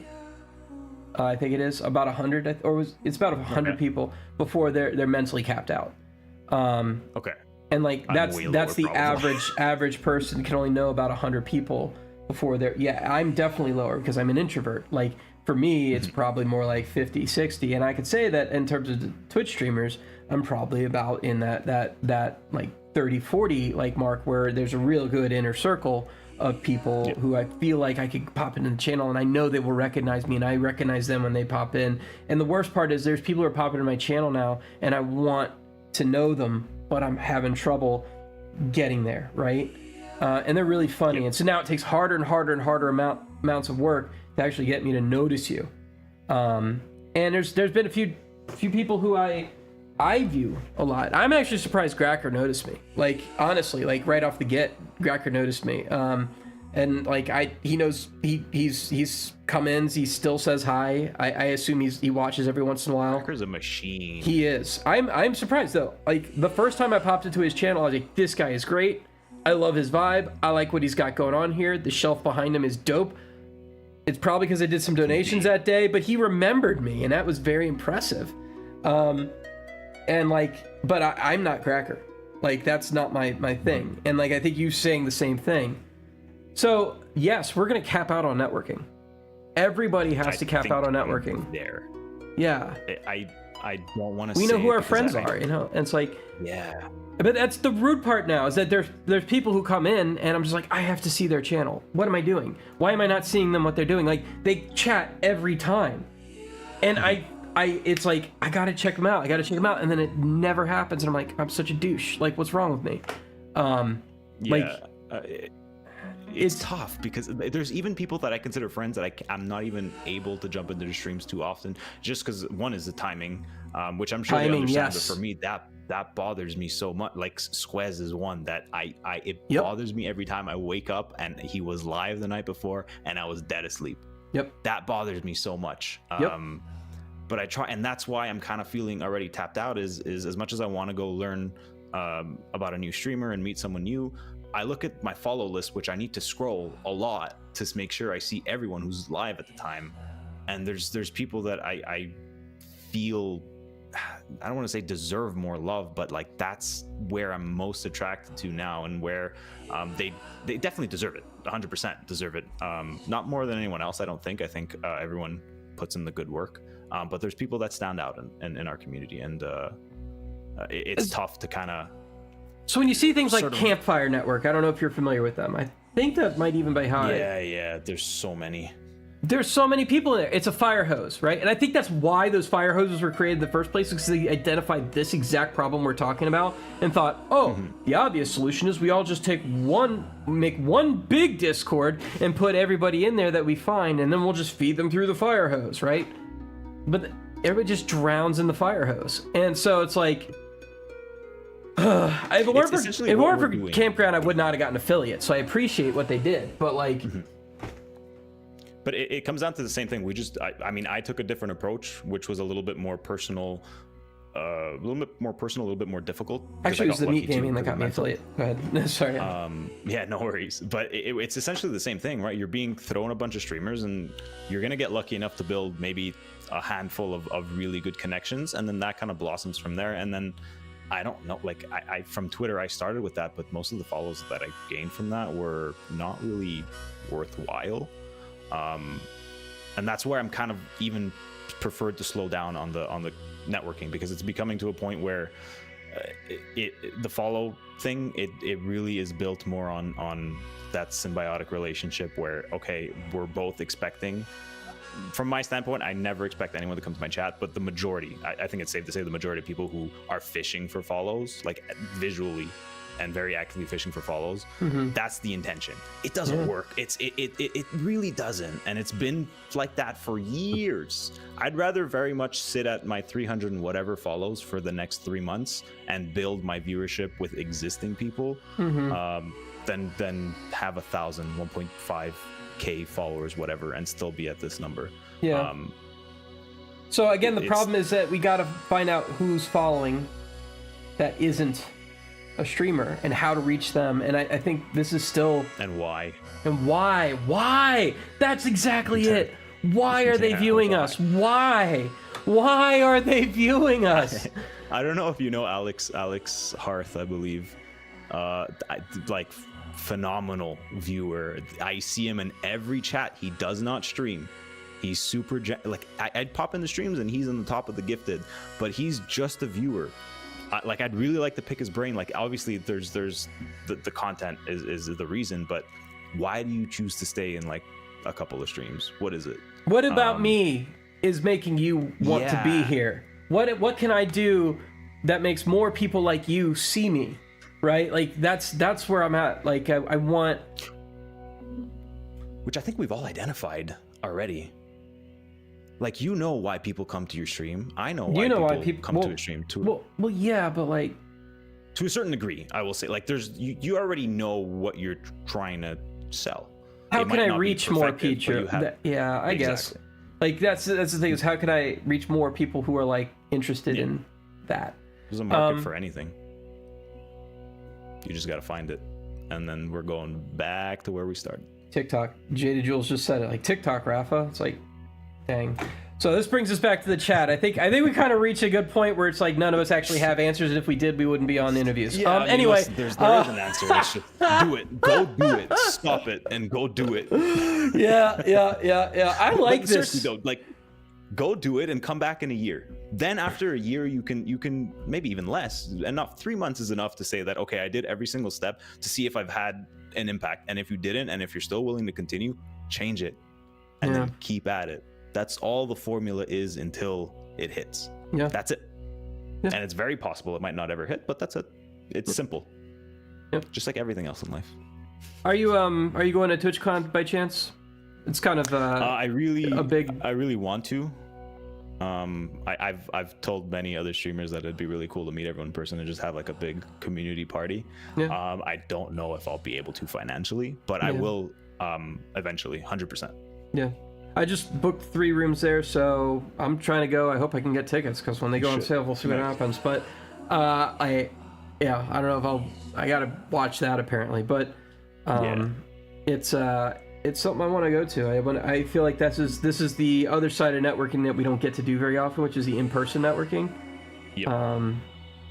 But I don't even know how good I don't know if I'll be good at that. Me either. I'm kind of a wallflower. I thought about it. And I'm like, geez. But yeah, we'll see how it goes. Like, what am I gonna do? Walk around with Kermit in my hand? Like, no. I mean, you'll attract eyes. You never know. Yeah. I mean, fucking do something absurd. You'll get the questions. The conversation will start. Why not? What's stopping? I wouldn't be able to do it, but yeah.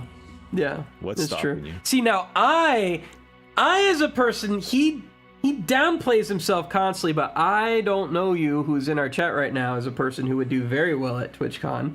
Yeah, he's sneakily very clever. Yeah, like he'll always have the right words to say.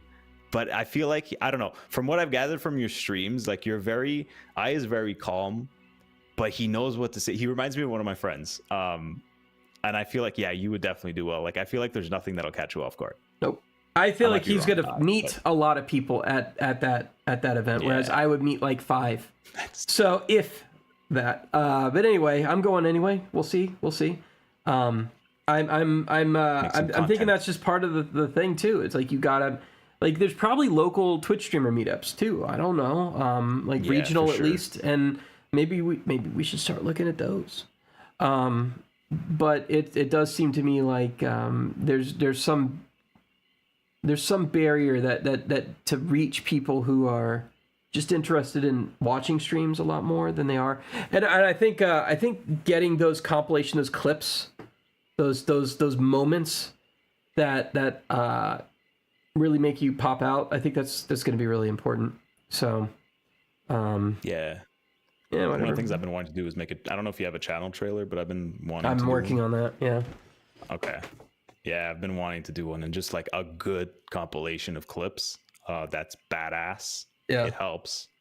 I don't know how far it'll go, but presentation. I don't know what I'm going to do, but I know this. I am tired of watching compilations of clips of myself, and whatever I do, it's not going to be that. Okay.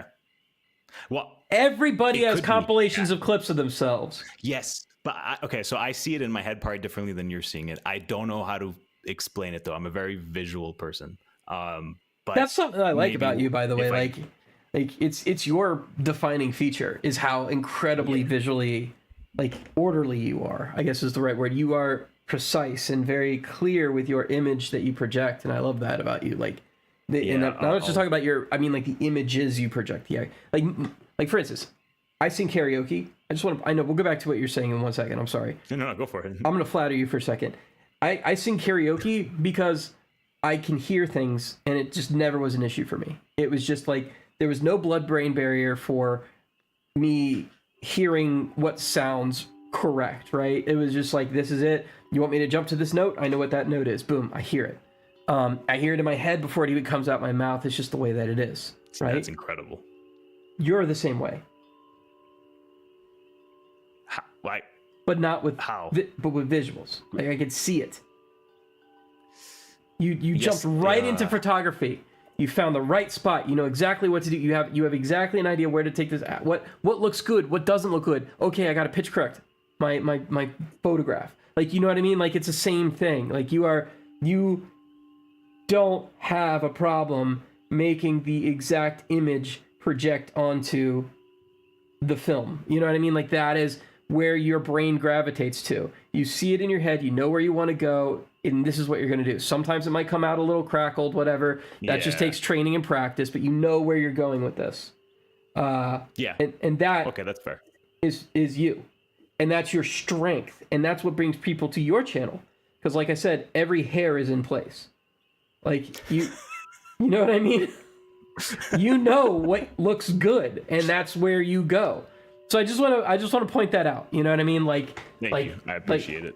I'm glad that it projects that way too, because again, just how I am, like, I'm very, very critical of myself and everything I produce. So it's nice to hear that, to see that some stuff is working. So thank you for that. Yeah. Anyway, you were gonna say about your thing, your trailer that you can't describe, but you can already see in your head. Yeah, I mean, but I can't describe, like, I can't even pitch it if I wanted to, just for like how I'm seeing it from my clips. But you'll see it when it's done is the best way I can explain it. And if you don't see it, it's because I'm still not happy with it. So 4 months later, I wouldn't be surprised, to be honest with you. Really? I can totally see that happening. Same thing with my merch. I don't know how people get used to like, I have a soundboard for this. Where the fuck is it? I'm terrible at this. Like, literally, I got that somewhere here, and it's every like sound in the book playing. I can't even find it. Whatever. That was loud. Holy cow. I heard that one. You heard that one? That was loud. Right. Sorry, guys. Yeah, that was The Price is Right. That's all I could find. I couldn't find the 2 months later one. I don't know how people do this. I'm terrible at Stream Deck. I can't get, I can barely use the fucking thing. I really want to get one eventually, but I barely use it. Bad. Oh my God. I barely use it. I forget it's there half the time. Really? That's what I'm scared of too. Yeah. I'm very tech oriented and very I like my gadgets. Yeah. And I don't want to. I lean towards buying things that are just there because they're a novelty. Yeah. And I really shouldn't. So I've avoided it for now. Yeah. I mean, everything I'm doing does a job. Yeah. Yeah.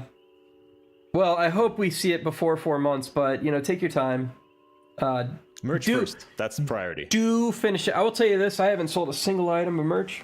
So you have one sold. I haven't been able to order it yet. Yeah, I got a lot of words like that. I don't see any numbers. So no. Hey, I swear I will do it. It's because I work with a shipping partner that it gets delivered to, and then I go pick it up. But the last time I did it was a major disaster, so I'm just ironing out the details before I pop it in.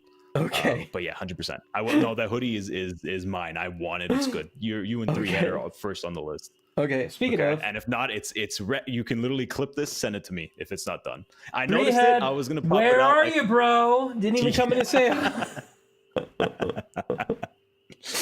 But yeah, man. I don't expect anybody to buy things.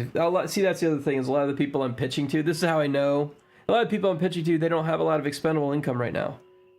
The economy especially is bad, and so like I'm not really like expecting anything from this. I tried to make everything cheap and then kept resetting the prices, and then I was like, you know what? Maybe I'll just make the memberships make it cheap. and then maybe that'll offset this somehow. And then I was like, well, I don't know what's going on. Maybe I got to tweak some knobs there, but at the moment, I like my store, even if it's not selling anything. It made me feel really good. Kind of like that video I made with the PowerPoint presentation. It got me nowhere, but it was fun, and I had a good time making it, and I think that's all that matters. And I would make it again in a heartbeat, even if I never sell a product. I'm just glad I didn't pay for a trademark yet. It's just a provisional application. So, like, literally, I'm just kind of like, whatever. Yeah, if you guys can go buy Rafa merch, please. I'll say it. It's one of the best merch that I've seen. That wasn't the intent of me bringing that up, but you're right. No, I know, but I'm just saying it because I'm legitimately saying it's so well done. Thank you. From everything, every little detail of the store, like even the descriptions, like you can tell you put in the work and you thought about it. You put in every product just for the sake of the meme. It's well done. Well done. There's still some products I can make. I'm going to make new designs. That's the thing I want. I want to make drops. But I want to drop them to the club members. And I have to have club members for that. And they're coming. I think we also need to think back to, the reason I'm making my own merch is because I want to buy it. I want to wear, I'm sorry, it might be a little narcissistic, but it'd be cool to have like a beanie with my logo on it. Right? And just have that on. That's the thing is like, I'm a little shy about that. Like, you don't wear your own band shirt. That's kind of been my philosophy. I might change that for myself, like on this one, just to show off what it looks like. Like, see how cool this could be? This could be on you, motherfucker. Like, literally, I might have to do that. But I gotta say, I don't like wearing my own band shirt. Like, that's just kind of like the thing that. Yeah, I would never wear, like, if ever, like, I go public with my streaming thing, I would never wear it in public. I wear it on stream. I think we get a pass for that. That's fair. All right, you know what? That's fair. All right. Anyway, we do want to give chat an opportunity to say some stuff. And I think the first question's from I Don't Know You, and it's eyebrows. What the fuck's that about? They're not great. What's that about? I don't know. I saw someone come in for like, could we get, oh my God. They're bad. They're like, now they're good because they're far. They're really bad. What do you mean? They're just hairy. So what? Do you know how many? Like, all right, what's special about them? Their eyebrows. I think it's funny what people get hung up on. Like, I get hung up on my blue eyes, and then people are like, "Dude, you got really amazing eyes." I'm like, just don't look at them. They are very nice. Agreed. I didn't say that for the compliment. Just like you're not getting your eyebrows complimented, but you look swarthy. Like, that's the word that women back home would use swarthy, and you look. Like, I've never heard that before. And like I don't know. Like, the women back at home, all that I knew, always fell for guys like you, not guys that look like me. Does that make sense? Because you were more rare in the South, where I'm from, and so I think that might be part of it. Maybe is that, I don't know. Fuck it. I'm not saying anything like that. But yeah. No, I don't look at myself like those eyebrows are pronounced as fuck. Like, you are. They're just fucking hairy. They're good. No, they're good. You got good eyebrows. I don't know why you're hitting. I mean, like, same. I get it. I know why. I know exactly why. I know what that feels like. Because it's extra upkeep. Do you tweeze? Got it. I have no choice, or else they connect. Oh, you got the unibrow. Okay, that's annoying. Sort of like a light one. Yeah, that's a little annoying. You don't like see? That's kind of. I can kind of see. The glasses actually kind of distract away from that. That's why I wear them. No, it might be. But no, I mean, like, that's fixable. Like, I had a hairy back until I got it lasered off. You know. Oh no, I don't really care. Like, I'm like, I do not care about my looks other than my hair, just because I don't like. Dude, you got a rockin' widow's peak. That's it. That's the only thing. You got a rockin' widow's peak. Like, that's amazing. Yeah, I don't know. Is that why you brought that up? I don't know. You wanted to body shame this fucking guy? What the fuck's wrong with you, dude? Thought that was beyond you. I thought that was not part of your ethos. I thought that was a part of your value system, man. I think you wanted my eyebrow person, but it's just me. So I mean, if you want, we can book a flight. Oh, he wants your eyebrow person. I see. Okay. See, I didn't connect the dots on that one. Confirm he does not have a wig. Does not come off. All right. Did I miss a question? I probably missed a ton of questions. Jesus. Top 3 games of all times. Go. Oh fuck. That's the from Jada worst person to Jules. ask this to. Jada Jules. Resident Evil 7 is the one game that got me in like deep into horror gaming. I need to say That was late. I'm not a Nintendo person. Yeah, it is late, but I'm not a Nintendo person at all. I started like really getting deep into gaming a little bit later. Call of Duty 4. Okay. Like that was the typical like high school kid that played like Call of Duty, but I'm not going to include that because it's Call of Duty. I will say Mario Kart Advance was the one game I played as a kid a lot. I was a Which very one is that? handheld. Advance? Oh, that was on The Game Boy Advance. Oh, wow. Yeah, I always was big into handhelds. What's your real name, if you don't mind mind me asking? Is that okay? Your first name? I prefer. I kind of like keeping this separate that's fine. for now. I'm probably going to change eventually, but yeah, for now I'm very keeping this in my personal life minus like. Well, your obviously my personal, wife I mean, like people. for instance, I just kind of like to know, like, hey, you know, like Anthony or like, you know, Kurt or like Colin, like, you know, sometimes it's nice to have that sort of context. But if you don't want that, that's fine. It's not no pressure there. Yeah, I think for now I wouldn't be. I don't know. We'll see. Maybe eventually. Drew Stello. Yeah, there goes chat. It's definitely not that. But yeah.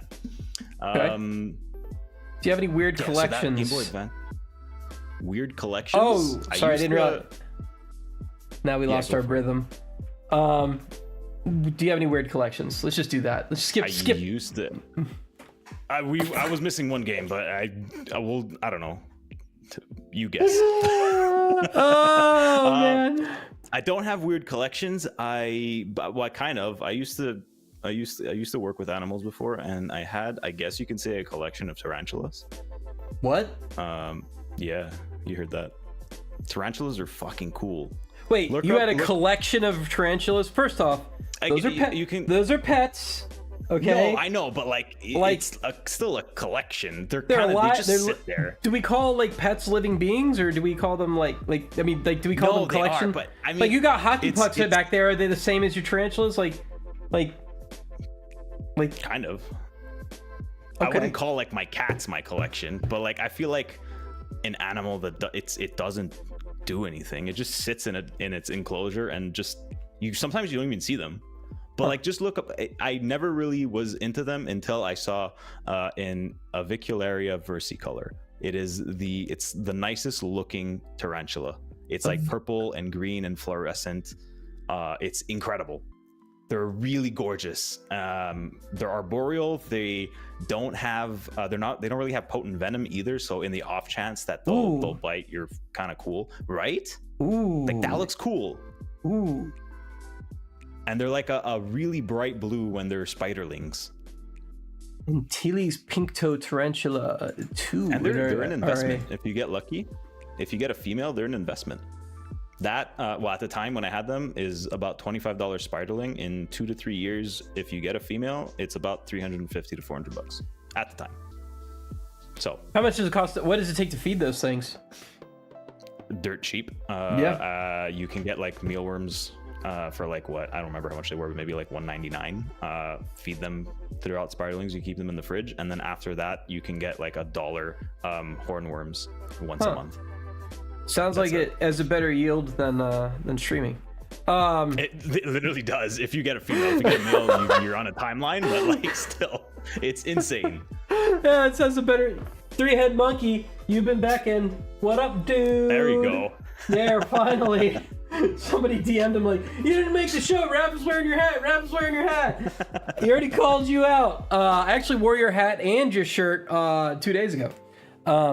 So, all right. So you're a tarantula guy. Give me 3 facts about what. Once a tarantula guy, always a tarantula guy. I know my wife doesn't let them in the house now since we've moved in. Name 3 facts about tarantulas that most people wouldn't know. Oh, this is like years since I've helped. But one, they're really colorful. They can be. I don't think many people have seen, like, every time I show someone a picture of like the versicolor, they're like, wow. Yeah. So that's one. We're talking like 6-7 years ago. So I don't know if that's something I could remember. Why are they so hairy? Grip? I don't remember. Okay, I'm fair. bad. I put you on the spot. My Put me on the bad. spot with tarantulas of With all tarantulas things. of all things. Scuff toast. All right. I know. I'm sorry. Plustelo, do you want to be a potato, and if so, what kind? This is racist. I'm Irish. All right, go ahead. The little tiny ones. I don't know what they're called. The tiny ones that come in a bag. The fingerlings? They're circular. They're called fingerlings? No, then, okay. Aren't those like they're pre-cut? So that, yeah, no, the fingerlings are like the little finger thingies. There's all sorts of different types of potatoes. They're just called mini potatoes. Okay, I got a picture. A Yukon Gold is what they're called. Oh, yeah, okay. Those What are fingerlings then? fire. Fingerling potatoes? I think they're just pre-cut, right? Maybe I'm confusing two different things. That's probably it. I'm not that Irish. No. Fingerling potatoes are shaped like in our potatoes. Fingerling potatoes are potatoes shaped like fingers. Like they're actually like tiny little. Yeah, they're real things. And then they do tend to slice them. Yeah. And then okay. Yeah. Also tiny potatoes, not Yukon Gold. So, okay. So I think he wants to be a Yukon Gold. I think that's what he said. So Gotcha. that answers Yes. that. Did I miss any other questions? Three-Head Monkey is an internationally certified potato. That's also very German of you. I have a question, actually. Yeah, go ahead. What is all this happy birthday stuff going around the community? Oh, it's just your birthday. That's all. Okay, I'm just wondering. Okay. Happy birthday. So we're just... Everybody, let's sing happy birthday for Plustelo. I mean, you do it at home, I'll do it here. It's not just my birthday. Happy It's not my birthday either. birthday JD to apparently. you. Happy birthday to you. Happy birthday, Happy name birthday, dear. redacted. Happy birthday to you. And many more. No, I mean, it's just the thing. It's just the meme going around, man. Like, you go into somebody's channel, you say happy birthday. They're supposed to say it's not my birthday 1,000 times. They keep wishing you a happy birthday. Whereas That's what I figured it was, but I wanted the lore, the deep lore. am a freaking piece of dirt, and so I go, thanks, guys. It's my birthday every day. And then they're like, oh, that's not fun. That's how you combat the memers. That's how yeah. Anyway, is that all the questions you have? Yeah, that was it, because that's all I was seeing in chat for a second. If there's one game you could stream for the rest of your life, what would it be? Oh, shit. Mine would be Dark Souls 1. I mean, I'll tell you. Really? Mm-hmm. I was going to go with like an online... Like, I'm not a big Call of Duty player anymore, but like... Maybe that, just because you can constantly bring in friends, and it's a game that's never really gonna die, I don't think, as shitty as it might keep getting. Yeah. But I that's a tough one. I don't know if I'd be able to like riff off of a single player game for that long without hating myself. Huh. I have a very low attention span. Yeah. So I don't know. That's a good question. Yeah. But yeah, probably some sort of online game. Probably, you know what? Actually, what's always fun with friends is probably something like a FIFA or an NHL or a Madden with friends, like close friends. That I'd be able to do forever. I think that's where I'd go. FIFA makes sense but does that count? Because like you're only gonna be able to play with other people if it's like the most up to date. I think that counts. I think it's okay to get the new version of a game. Yeah. I think it's okay to get a new version of a game. I think that's fair. We'll add that little addendum. Like, if you get you got to get the new version of FIFA. It's still a fucking soccer game. Who gives a shit? And then you just got to like play. They're the same every year. It's just like, slap on some upgraded graphics and some different stats and new players, and then feed in the spreadsheet and put it on the engine, and we're good. Exactly. It's the same game though. Like it's like it is. I hate it so much. I've been saying it for so long. But you would still do it every year just because you want the friends involved? I stopped because family stuff, work, like we don't have the time as much. But yeah, for a time it was, I think for a good stretch of like 8-9 years every year. Yeah, sounds about right. I have a buddy like that. I have a buddy just like that. Yeah, soccer fans are really into, football fans are really into football. Madden is the one game I probably wouldn't be able to. Madden is freaking hard. I meant the real football, not the real football. The soccer football. Okay. Yeah. I corrected myself for your benefit, sir. It's okay. I know I threw it back right at you. You did. Go Pat, go. But fly as we got man, I should have worn my Packers hat when I Don't Know You came on. I just realized. Sorry. So, are you even good at sport games, or do you rage quit out of frustration? Frustration. I think the only sport game I'd say I'm decent at, I wouldn't say I'm great, but NHL and F1. NHL and F1? FIFA, I could break a controller. That makes sense. Fun with friends. Yeah. That's true. Madden, I don't even try. Single player only. I'm terrible at sports games, so I only play them like for like an afternoon, and I'm like, okay, I get the idea, and I move on. PGA would be a good stream game, actually. That's a relaxing game to interact with chat. Yes. That would be good. That would be good. Yeah, that would be a good one. That would be a good one just because it's always hard. Like, you never get so good at that game that you're just like, nobody gets holes in ones all the time, you know? But you still do, and you're still like, yes! Like, every time. Like, you know what I mean? It's still... You never get so good you get a hole in one on those games every time. So... It would always be challenging. It's kind of like Tetris, where it's just like, who masters Tetris really, other than that damn kid? Unless you're that kid, yeah. What in the actual fuck? What in the? I'm never gonna be that kid. Not having a hobby or whatever from a news reporter or some shit. Oh yeah, that lady, that jerk. She had no idea what she was. This is editorializing the news is bad news. So yeah. Whoever decided to give a sport where you carry a throw ball 99% of your hand is called football, deserves a golden poop award as well. Yeah, that's true. We all say that too. It's not football, it's hand egg. Oh damn, you gotta play it more. But let's see. We already asked about that was from Three Head, by the way. Three Head Monkey with the great commentary on the merits of calling football. We know. We didn't call it football for our sake. We said it as a fuck you to Europe. That's why. Oh yeah, you're gonna call that You're gonna call soccer football? All right, well we'll invent our own football, and it'll have eggs made of leather, and we'll carry it in our hands. Cause screw you, and screw rugby too. Rugby, I just do not understand. Rugby's dope as hell. Like I've never gotten into it. I never got into it, but I've watched it, and those guys are brutal. It's like oh my god, are they beastly men? Like I don't see anybody walking away from rugby just perfectly unharmed after like 2 seasons. Zero. Oh yeah, bloodstained shirt. These guys are, and they just have a culture built around it, kind of like goons in hockey, you know, where it's just like, I got no teeth, look at me, let's go chug a Labatt. Anyway, like seriously, like. Lacrosse can be intense too. Yeah, lacrosse can be pretty intense, surprisingly intense. I'm not a big sports guy, but I do appreciate a good sport. You know what I mean? Like I appreciate.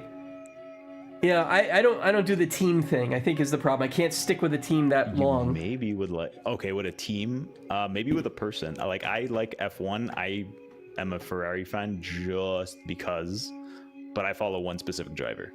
And it's one person, but I just love because it's not 30 people on a field, and you don't need to memorize another 30 people on 29 other teams. It's 20 drivers. Yeah, see, there's like a story to everything. To me, it would just be like, this is Carlos Sainz. They're all the same driver, in my opinion. Like, I would just be like, this is the same car, even it's just painted different. And like, this is the same driver. He's just got a different name. This is what I thought. Do they have stats in these F1 games? Do the drivers have stats? Yeah. What? Yeah. What are the stats? Reaction time, speed. Who the fuck chooses these goddamn stats? Who's looking at their? To be fair, the reaction of the stats are fucking because their drivers will look at them and react to them, and like some of them are really off, and it's funny. Yeah. But yeah, there's stats, but there's a lot that goes into it. Like it's incredible. I can't remember who it was, but there's somebody describing being in an F1 car. I kind of want to say it's Adrian Newey, who is like the best aerodynamic engineer in F1 period. Mhm.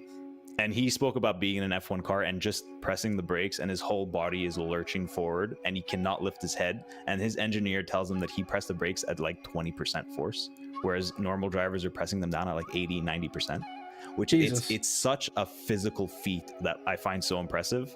But then there's just a story, like every driver. Yeah, it's I didn't know anything. I never thought F1 would have been interesting. But if you want like the easy way to get into it, watch Drive to Survive, because it over dramatizes everything and makes it gives you that little bit of interest. Okay. And then you slowly realize that that's not really the full reality, but it's enough to be like, hey, I kind of want to learn more. And then you start learning about every single driver, their stories, some who kind of came from a poor background, which is really rare in racing because it's like a rich man or woman's sport. It's not even sport, hobby.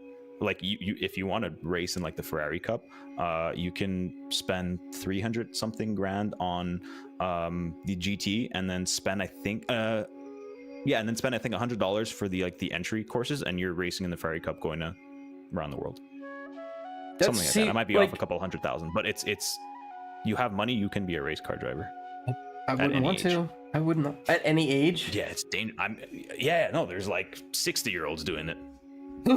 I feel like they'd be worse at it. Like, I mean, I really do. I feel like this is like my grandpa started crashing the car around like 70. My parents are already in their 70s and they're starting to make those inroads. My dad backed into another car the other day, put a small dent. It's just a small dent. I go out there, things like this big. I'm like, well, Dad, this is not a small dent. It was dark out. Oh my God, Dad. Like seriously, like this is like, I feel like there's 60, some level of training, I would think. 60's kind of pushing it. You know what I'm saying? Like, I don't know. There are people who are doing it. Well, I mean, it's like, what, wasn't there like a 103-year-old, maybe not, maybe 90-year-old that just ran like a full marathon or something? He would snap his back when he hit those brakes. He ran a full marathon. I got it. So not the okay. Yeah. What do you think about E1? Is it E1? I think it's called E1. The electric, because like my previous company, they bought a Formula E. Yeah, they bought a car. The company I built, they bought a car. Yeah. And I'm looking at this like, wait, really? Why did you buy a car? Like they bought an E1 car. They sponsored the E1 car. That's really cool. Yeah. So that's the thing is like I didn't think that, but apparently a lot of people do, and I'm like, oh, okay, I'm just not in. Yeah, no. It's huge. I've tried to get into Formula E. There's the lack of they don't sound good. Like the sound of a silent Formula One car. Yeah. They're not even like it's like a high pitch like. It's really not. It's not like satisfying. Oh. But like F1 in person, even like forget about like right now we're in the hybrid era. But if thank you for the biddy, J. Jules. Era, thank you for the biddies. Give them if she gives money, I gotta say something. Like, I'm sorry, no, 100%. Yeah. No, it's because I don't understand at first. I was confused, and I'm like, yeah, let's go. But yeah, it's that's the only thing. But 100%, like there's so much money in F1. I wish. Yeah, it's cool. Yeah. Yeah, but I highly recommend it. If nobody give it a chance. Give Drive to Survive a chance. Just keep in mind it's very over dramatized. You might like it. Well, I mean, like TV has to be that way. You know what I mean? Yeah. Like I'm sure the deadliest catch isn't that. I mean, it's deadly, but like, come on. Yeah. I'm sure Ice Truckers isn't really that bad, is it? Yeah, as long as you're keeping in mind, like, hey, you're not going out fishing and you're gonna have the same experience, right? Yes, that's true. That's true. Oh man, I need to turn off my karaoke alerts while I do this stuff. People are just looking at all these things. Do we got any more questions? Let's see. Do you wear a onesie Plustelo? God damn. I can't do your name right. Once for You gotta say your name like 1,000 times when you're on stream. Hi, I'm Plustelo, but it'll ingrain it in my brain, and then I'll not.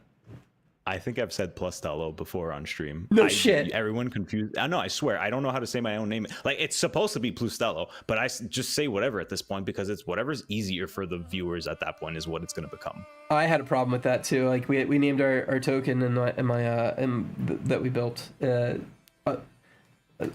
I don't even know if I should dox myself with this, but we named it Avox, and now everybody's just pronouncing it Avax, and I'm correcting them, and they're like, you don't know what you're talking about. I'm like, I was in the meeting where we decided what this is called, and we had this exact conversation.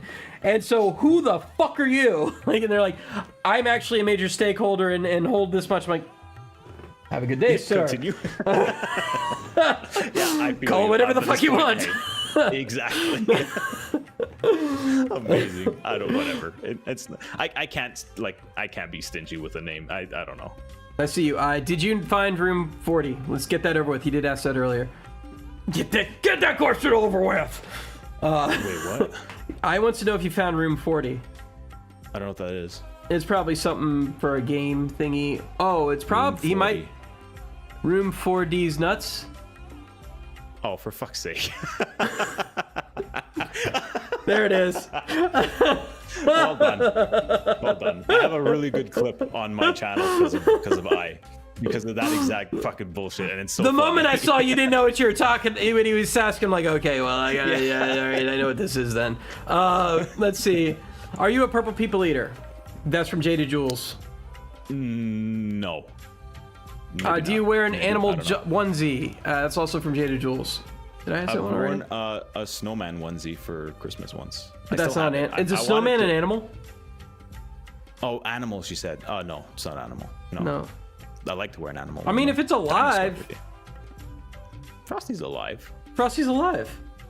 Frosty's alive. If you're made of I'll magic, allow are it. you still an animal?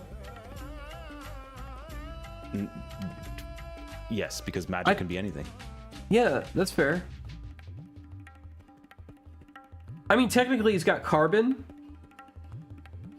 and water. He's mostly water. That's like pretty much a human right there. True. I'll allow it. He has carrot I'm gonna DNA. allow it for my own question. Carrot DNA. DNA. DNA. Okay. DNA. Yeah, DNA. Yep. Mm-hmm. This is the question that stumps us. This is how we end the stream. Yeah, we just think. We just look Little like idiots snowman. and just like, this is... Is a snowman an animal? I'll allow it. It's a I'll snowman, allow it. and that's It how is. we end? I don't know if that's how we end. Is that it? Magic is magic, says Three-Head Monkey. Magic does not overrule the definition of things. It just flips the boundary of the possibilities.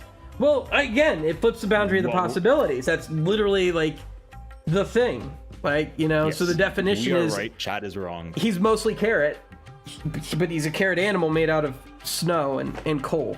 Carbon, DNA, water, top hat. He's got it all. Let's see. Kia, can you pick me up from my work trip? I want to go home. Is Kia here? Kia's here. Why are you purple? Wait, what? Oh, I missed Kia's thing. There it is. Why are you purple? And Jada Jules. Kia wants to know, why are you purple? I am terrible at managing chat while also talking to you. I apologize, guys, if I'm missing your stuff. I'm doing the best I can. Kia, why are you purple? I mean, Kia's asking why you're purple. Kia Snow is asking why are you purple? Branding, lighting, because it looks badass. Great reasons. Favorite food, Jada Jules. I do hard with favorites because I'm such an indecisive person, but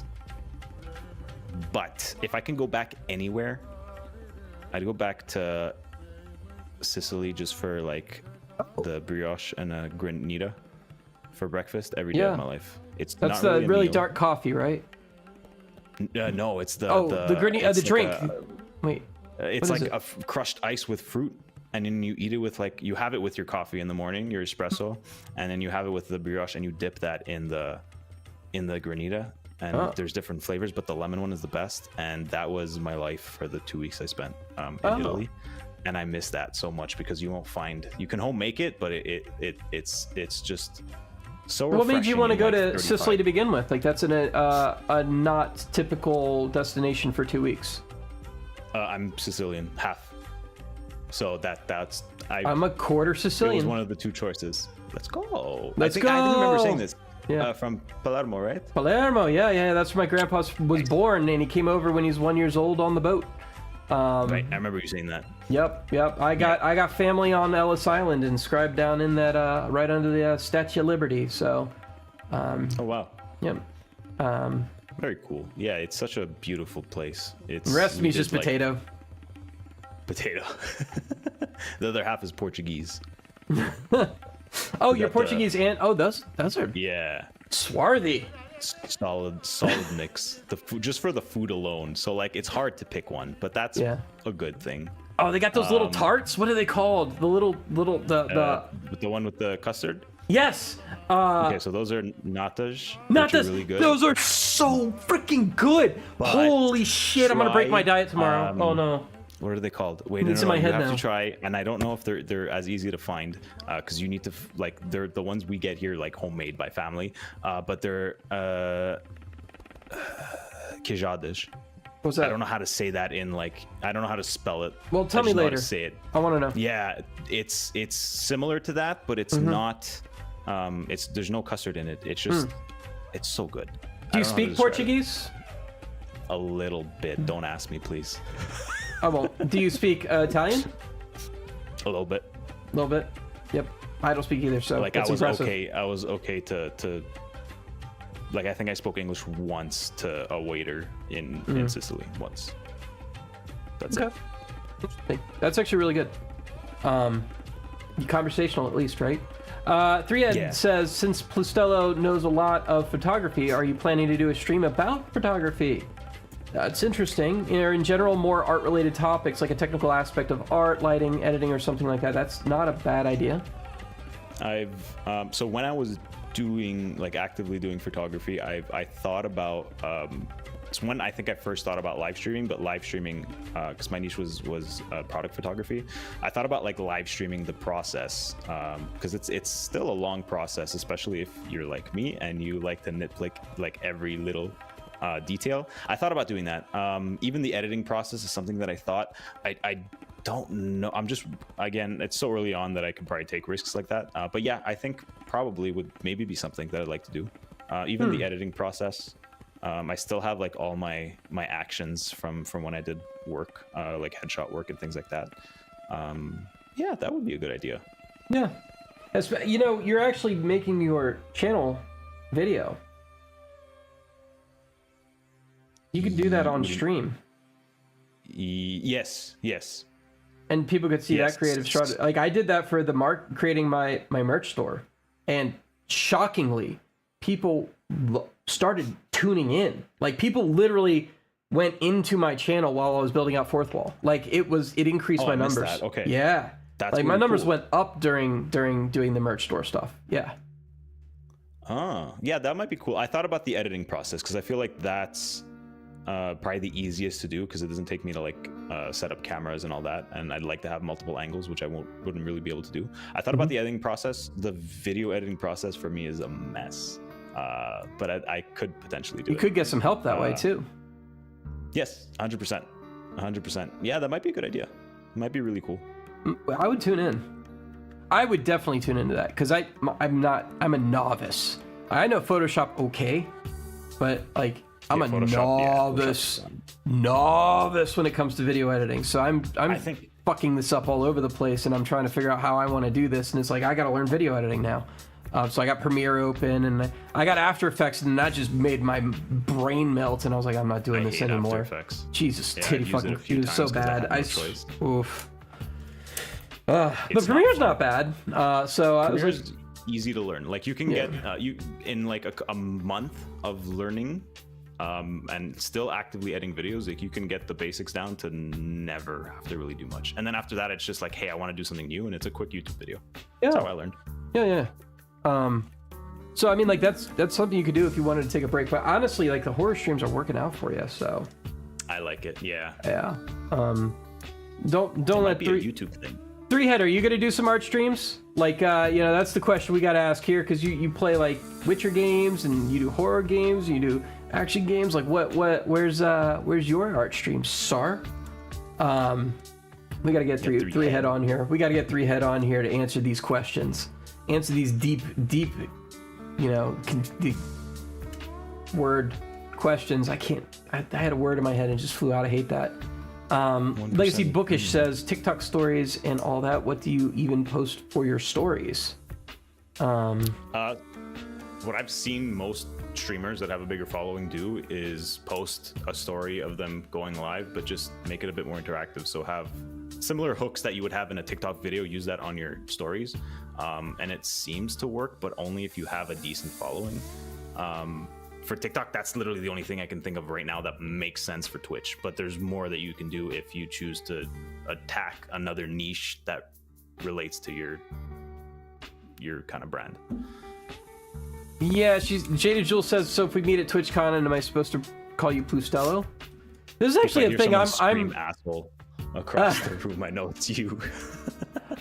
This is something that kind of is interesting to me. Like I don't know if I want people calling me Colin or if I want them calling me Rafa.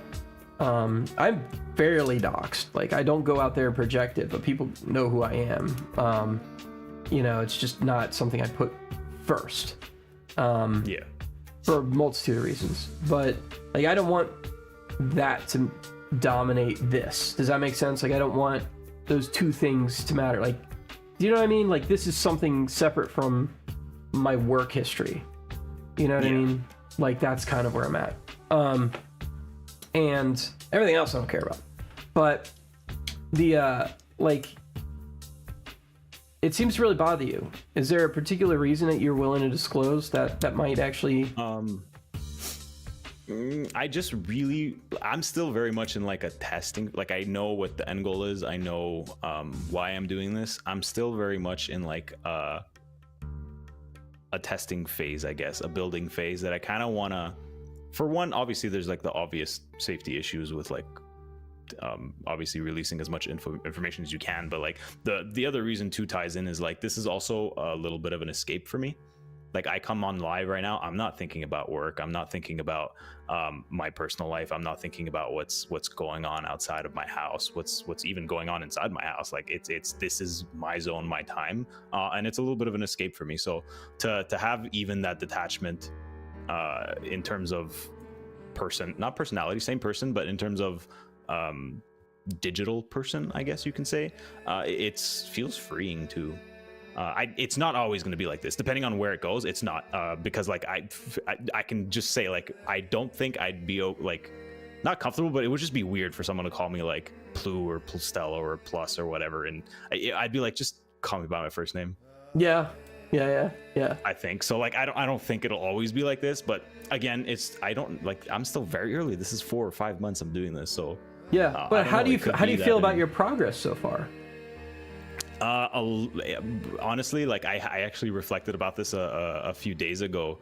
I remember when I first started streaming to 0 people, and it's kind of what helped me reset my mindset a bit. But I remember being at 0, 1 person, 2 people, whatever, no chatters, and wishing like I just need 10 people in here. Like at 10, I'd be over the moon. And I've been around that for like the past month or so, I think, like consistently, and it still left me like wanting more. Like, okay, I'm good at 10. I need to get to 15. I need to get to 20. And then I just thought about like, okay, what about that time when like I needed that to be content to just continue my progress? And that kind of helped me reset and kind of got me out of like the burnout, I guess the overworking life of what I guess the content world makes it seem it needs to be. And I'm kind of just pacing myself now, and it feels good. Like I'm not one... I won't say like a bad day is gonna be irrelevant to me. I still think about it. It still sucks when you have a bad stream, but it helps me look at the long game and the future a lot more. And it makes everything a little easier. Yeah. Like as long as I'm having fun and I know what the end goal is, that nothing else matters. Like bad streams are gonna happen, bad days are gonna happen, just like it happens in real life. It's just part of the process. Yeah. So that's. So I was asked a question earlier. Would I be willing to have somebody who's not sort of in my inner circle, or I guess the people I regularly watch or communicate with, on IntoViews? And I said not really. Wait, say that again. Somebody asked earlier if I would have somebody who is not in my sort of like circle, I guess you could call it. The people that like I watch and the people that I, on this show. And I said my immediate response was not really. But I'm starting to doubt that. And it's kind of like part of me is like we just talked about the networking aspect of it. and how a lot of the work goes into that right now, and how overburdened we are with that. I guess, like, how much we were kind of capping out on networking. And my brain went exactly there. Now you're talking about taking it easy.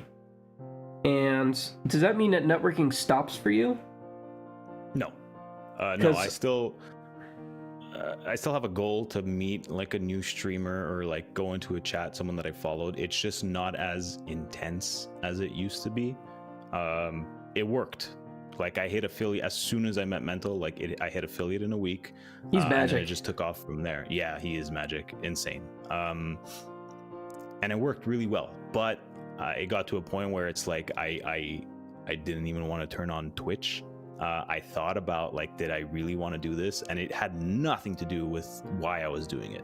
It's just because I was looking at it as a chore, and it took the enjoyment out of it, because the only thing I was really chasing was numbers. I wanted to do this because of the numbers, because I wanted to grow. And then I came to realization that it's a people's game, and it's not even a game. It's just it's life. I changed my mindset to, okay, I don't want to hit affiliate, or whatever it might be. I just want to meet really cool, engaging people that are fun to talk to, that are genuinely nice, that I connect with. And I feel like I've gotten to a point where I'm happy with that. Not saying that I'd like to grow the circle more, but on the networking side, like, I think that's where I start questioning, like, do I really want to affect my relationships that I worked really hard to build and that I appreciate so much? Yep. Because I want to chase like an extra viewer, an extra follower. Yep. That's the question I'm asking myself. And that's kind of where I'm at right now. And like, I actually got a new person just in here, first time chatter. We met last night at Silly Millie Games. Games. Is it gaming or games? Games, oh God, I think. Games. It's games. I had it right. Yeah. But then I doubt myself. It's like, oh, it's gaming or is it? Anyway, I hate all these screen names. I just know her as Silly Millie. The last part was kind of anecdotal. That's what autocomplete is for. But Sentos Empire, we met last night. He does a Kermit as well. And I met him through another channel, and now he, he's connected with me on TikTok, and this is his first time in the channel. So welcome, Sentos Empire. I appreciate you being here. And I don't want to downplay how important it is that we met and how much I love that. But I mean, I think you're right. Like, I need to deepen the relationships that I already have. And that's why my knee-jerk reaction was, do I want to have somebody on IntoViews who I don't already have a relationship with? And like, the answer is not really. Like, if I happen to meet somebody new along the way, then they could come on IntoViews. But like, the purpose of this stuff is to deepen the relationships with the people I'm already watching and who I already care about and who I already want to see succeed, and the people who I already know I have things to learn from and things that I might be able to share with them, and to share that whole like content as a VOD for everybody to watch, right. and call up any time and highlight and to clip and to be like, this is important information. I want people to come here and use this as a resource as much as it is to get to know you. It's a great way to kind of understand how growth happens, and it's sort of documenting the journey of everybody that's in my community. And I hope to one day come back a year from now, and instead of fetching about having 10 viewers, you're like, I can't get out of 100. And that's what I want to show. That's what I want to show, right? And maybe even for the people who don't continue, and there will be a few, I can reach out to them and be like, hey, do you want to come do a show and talk about not continuing? And like, this is the kind of place I'm at. So when he said no, like, when I said not really, I think that's still kind of true. I'm doubting it a little bit, because it would be nice to meet somebody who's already gotten there and who's already kind of like gone through a process, and now they're getting 1,000 views on average, or something like that. Like, that'd be awesome, and I couldn't say no to that. Yeah. Or even like 200 viewers at this point would be impressive to me, right? But it would be really nice to just get deep in the relationships that I already have. And I really want to thank you for coming on, because I really appreciate you. I'm honored that you're here, and I'm watching your journey closely, and I hope to see you again at a year from now, and I hope you're doing 10x what you're doing now, and you feel good about where you're going, and you're still complaining because you're not number one. I would love that. And I don't mean complaining, but I would still hope you're putting that perfectionist mindset to good use. It's kind of like that. I think it's Vogue does this thing with Billie Eilish where they started doing an interview with her when she was like 14 or something. And then every year they did another Vanity Fair. They'll do another interview with her. And they make her watch the video that they had from a year before of her progress as she goes. And I'm hoping that I didn't know that. some of us could be doing that a year from now. Or I could be like, let me bring up a clip of your interview from last year. And this is what you said. How do you feel about that? And that kind of thing. I think it would be awesome. And I hope you keep moving because you've got a good thing going. And you're doing great. Appreciate it. Yeah. Yeah, thank you. Thank you for having me. This was a lot of fun. And I love what you're doing here. I think it's incredible, and just exactly what you just said perfectly like encapsulates how you feel about the community, what you think about Twitch in general or streaming in general. And I think you're an integral part of our community, and I'm honored to have been part of this. And I'm excited to see where you go with this and where IntoViews goes. And sky's the limit, baby. Sky's the limit, Rocket Man. Yeah. Thank you, man. Thank you. Yeah, for real. Thank you. That's a wrap. Okay, that's where we'll cut it right there. When I do the highlight, I could cut off at that point. Let me put a little hold on, stay online for 1 second. And I'll just put this there. So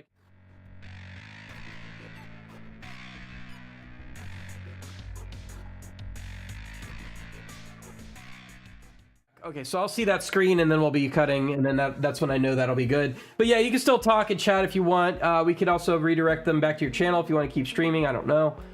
Some people have done that. Mental did that, for instance. Yeah. It's up to you. But you've been at it for a while. It's been 4 hours for you. 4 hours. So I would understand if you want to end it here. But guys, thank you very much in the audience for coming. I appreciate you. I appreciate all your great questions. And that's the end of the show. So yeah, that's it. Cool. Any feedback you have for me, man, that you wanna relay? Things that you could have gone smoother, or? No, zero. This was like exactly how I sort of envisioned it to go. Super comfortable. Well done. Questions were great, but flowed extremely well. I like the chat integration at the end with the questions. It makes sense to keep that towards the end. No, I think it's really, really well done. Cool, man. I'll send you the survey. If you could put 5 stars on my review, it would really help me with my boss. 100%. Okay.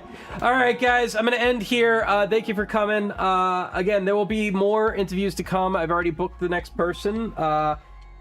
Shall I announce it now? Shall I announce it? I don't want to steal your thunder. I will do a full announcement. No, I'm curious. I'll do a full announcement on Twitter, but right now we'll do a little more chat interaction. What do you mean, Jaded? We can't do that.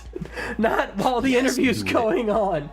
I can't. Why? I'm telling you. Am I still here? Yeah, I don't you're know here. if I'm here. You're here. Okay. No, but you do what you want to do. But I'm totally cool with it. So yeah. Jada Jules, we're doing her next week. So she's agreed to come on. Yeah, she's been a great part of the community. She's really encouraging other people to continue very useful making herself useful to other people, not just her own stream. And I love that in somebody. I also would like to get Kia at some point, who's very similar in that respect. But Kia wants to wait until his camera is done. So there's that. Okay. I think his whole setup's getting upgraded. He wants to wait till then. There's a lot of people who really help out, but Jada Jules is like high on that list. So I really think it's great to have people who just Jada Jules awesome. Like her stream's hilarious, and I'm really looking forward to having her next Friday. I'm really looking.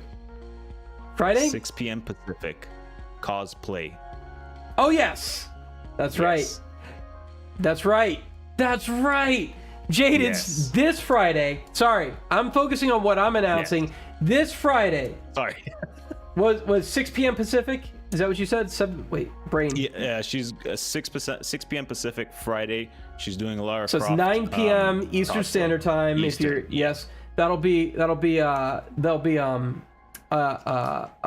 yes, shit, a cosplay for Lara Croft, and she'll be playing one of them games. I gotta reference this stuff. Fucking hell, I'm such a terrible friend.